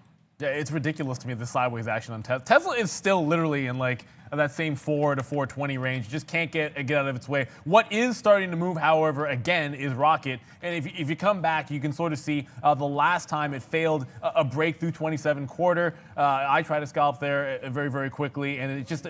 The hard reversal was like, I'm getting the heck out of this one because there's no buying above this price. So it's now giving you the same area of consolidation. I'm looking at 40. That's going to be the key spot to the upside. If you can get through, fair enough. If it can't, it's probably going to be a rollover, and I'm shorting 27s to continue the train to the downside on Rocket.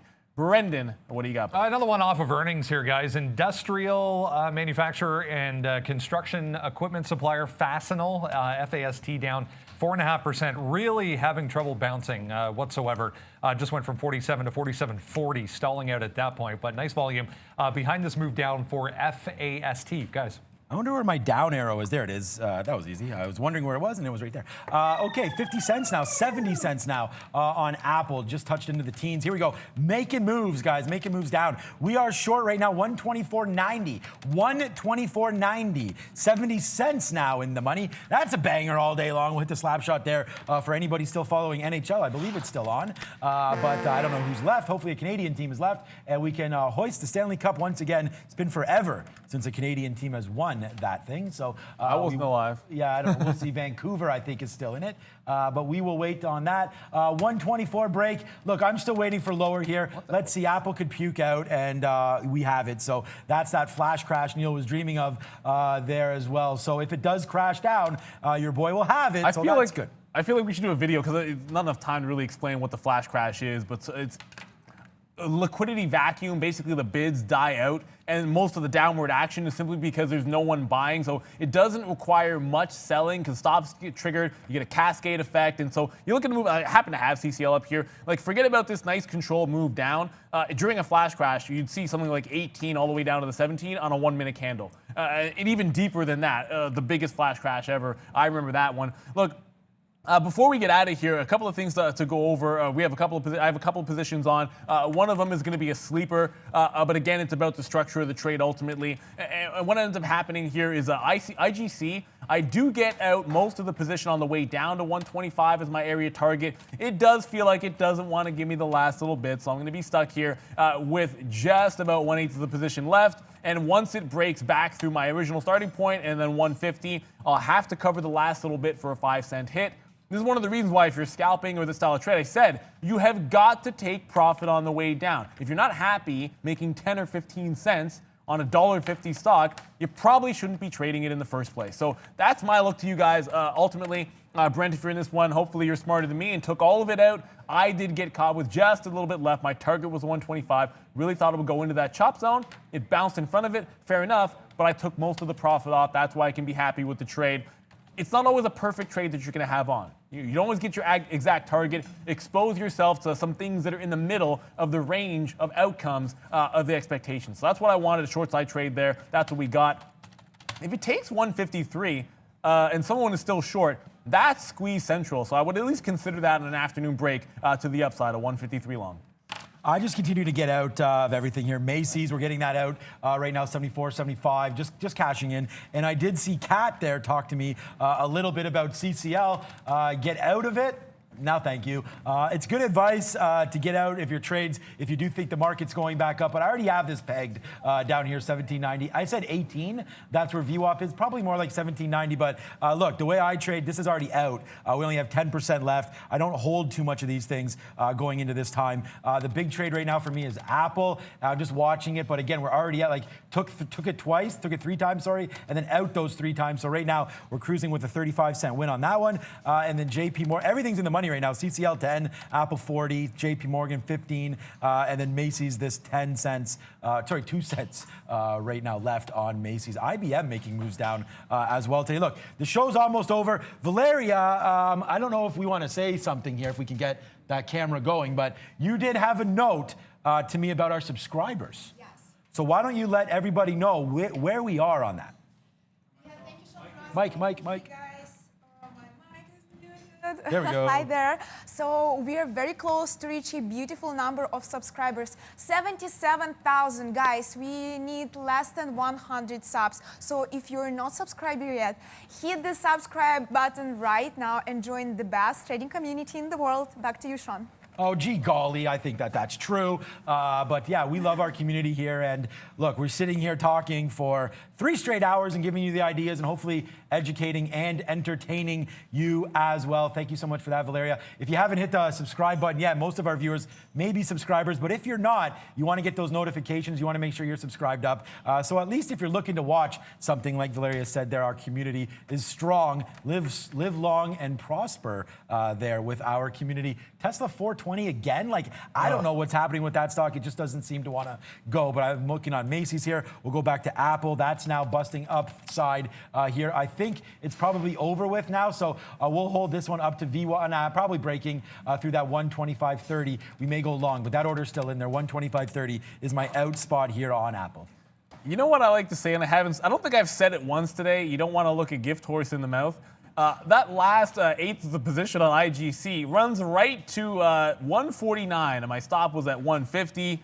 Then now coming back in the money, yeah, I might start taking. I'm not going to sit here and expect it to come all the way back to 125. That's a little bit crazy to me. I'm just going to use this push. I'm going to slide. I'm probably going to move my stop to break even and then try to get it out in the mid 130s, in and around that VWAP push, guys. I'm not going to hold out for the perfect move. I think I got lucky that I didn't get stopped out of the last of it, so got to make sure I turn that into a win. Take advantage of what, you know what, I'm just going to take it off. Get it out. 140 was about to break there, so I just took it out manually, not even waiting for it to get back. So lock in a 5-penny winner. I got very lucky. 1 penny away from my stop, where the last eighth would have been a 5-cent loss. I ended up winning 5 cents on it. To me, that's more luck than skill. It is what it is, so I'm not going to take that and throw it away. I do still have this, both NVAX and Pfizer. NVAX not going, Pfizer holding at least. So I feel like on Pfizer, I'm just going to hang on to this one. If the market has found a bit of a base and we can hold this level, certainly worth not digging into any more shares, but I have taken my shot. I have moved my stop to 36.50. If the market rolls over, it's not going to be a big hit. It's only about 15 cents worth of risk. I feel the upside is worth it. It's a name I feel can be a solid one and safe one if the market does want to try to come back to the upside. I mean, the tech space has more room to run. Yeah, so Pfizer down 1.5%, trying to go sideways. I'll take a shot here. Ooh, we're just doing a little stretch off here. Okay, 102.18. Now, we just saw our JP Morgan rip up here a little bit. Thought we had a chance to go, so we will try that. We'll get out a little bit here at 18 if we can. And there it is, a nice little out right there. Flying these planes everywhere today. We have to look at Boeing, actually, if we can. But right there, a nice little out on JP Morgan. And Apple back to 20 cents or so back in the money right now and tanking, hopefully tanking more. 20 cents plus. CCL, we're still not out of that one, but I've just given you why on that. And Macy's. So right now I have 4 positions, 2 short, 2 long, all in the money as we get ready to wrap the show up and make sure that obviously we've already hit it before. Neil on the picture right now of this. Learn to identify key support levels updated. So new video here. Check it out if you've already watched our old one. This is a new one, but whatever, because right here, Apple continues to go to the downside now. A nice little 31-cent winner. So we are back in the building today. We've had multiple winners, big time today on the market. 300 fills for me today.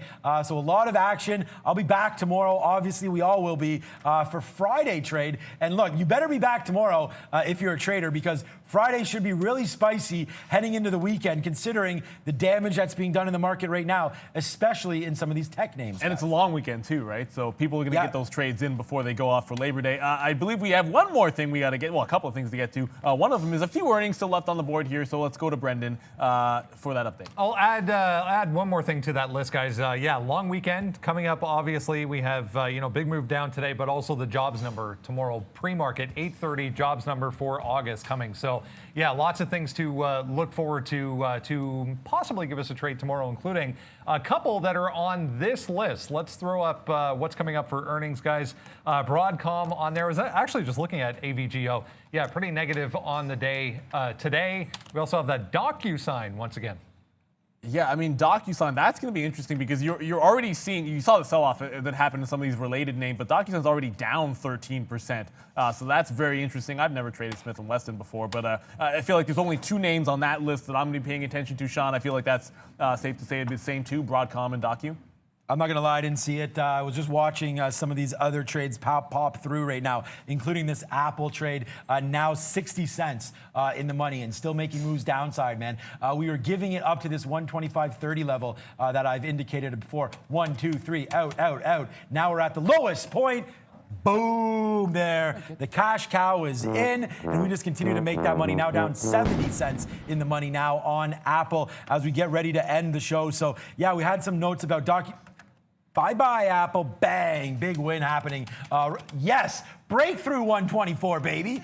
Here we go. 80 plus cents downside now in the market for Apple as the futures continue to retrace. We're light on everything else, man. CCL 10 cents, Apple 80 cents in the money, JP Morgan and Macy's just hovering. See ya. Watch this 124 size here and not for very long. Valeria's going to have what day it is. That's going to be coming up soon. Watch this 124 break and we'll go $1 plus in the money on Apple. I do believe we have, I thought we were going to Valeria for National Day here, but I can see what it already is. I try not to spoil it here, but I can see it on the big screen. It looks interesting because I talk about how bad I am at this. Hey trading family, thank you very much for spending another great trading day with us. Shout out to all the short sellers. I hope you had fun on the bearish market. And guys, thank you again for 1.6K likes. It's our tradition this week. We reach every day more than 1.6K likes. Hopefully tomorrow we will reach 2,000 likes. And welcome all new subscribers and members. We love you and your support is priceless to us. For now, go watch our next educational video about key levels at the link I'm sending on the chat. And happy US Bowling League Day. Guys, do you play bowling? Yes, I play bowling. I like bowling. We should go play together. For sure. Valeria asking me on a date here. What's there going on you go. There? Sure, Valeria. Don't let him hustle I'll you. go bowling with you, Valeria. No, I let Valeria win, Neil. Calm down on that one. Yeah, Valeria Yeah, right. asking me on a date. So, Valeria, I accept on that one. My wife, I think she's out grocery shopping, so we won't tell her. But you're friends with her, so maybe we can all get going. Hey, nothing wrong with building that community and camaraderie. I do advise that for any of your trading groups. Get together, share some like minds. Maybe we'll take all the traders on the floor. Guys. We did this when we go on our own floor. We took our floor bowling. It was a little bit of fun there. Certainly, some were better than others. I'm not very good myself, but obviously it's been a fun and exciting day. As Brendan mentioned, you do have that jobs number coming out tomorrow, and it is that long weekend, so there is going to be a lot to be looking forward to. Some people unwinding some trades. You saw the sell-off, so do make sure that you watch out for that. The other thing you got to do as I'm doing right now, looking at IGC at 153, that top for me, and you know what it's going to be. It's going to be a key level. You have to have a few of these. You see us run through our list each morning at 9 to 9:30, and we go over the stocks that are in there and try to give you the levels we're looking at. Sean will say, I like Walmart at 145, 150 break. We don't make these ones up. We plow through the charts and have support and resistance that we found on multiple time frames. Check out that video on our Market Wisdom page. The learning never stops. I think it's going to be a good one, guys. But as I always like to say, guys, it is time to get out of here. For the entire team, it's been fun. For Valeria, for Sean Katina, for Brendan Wickens, I'm Neil Roberts. Good morning, good afternoon, good evening, wherever you are in the world. This is Trader TV Live. See you tomorrow, guys. Let's do this.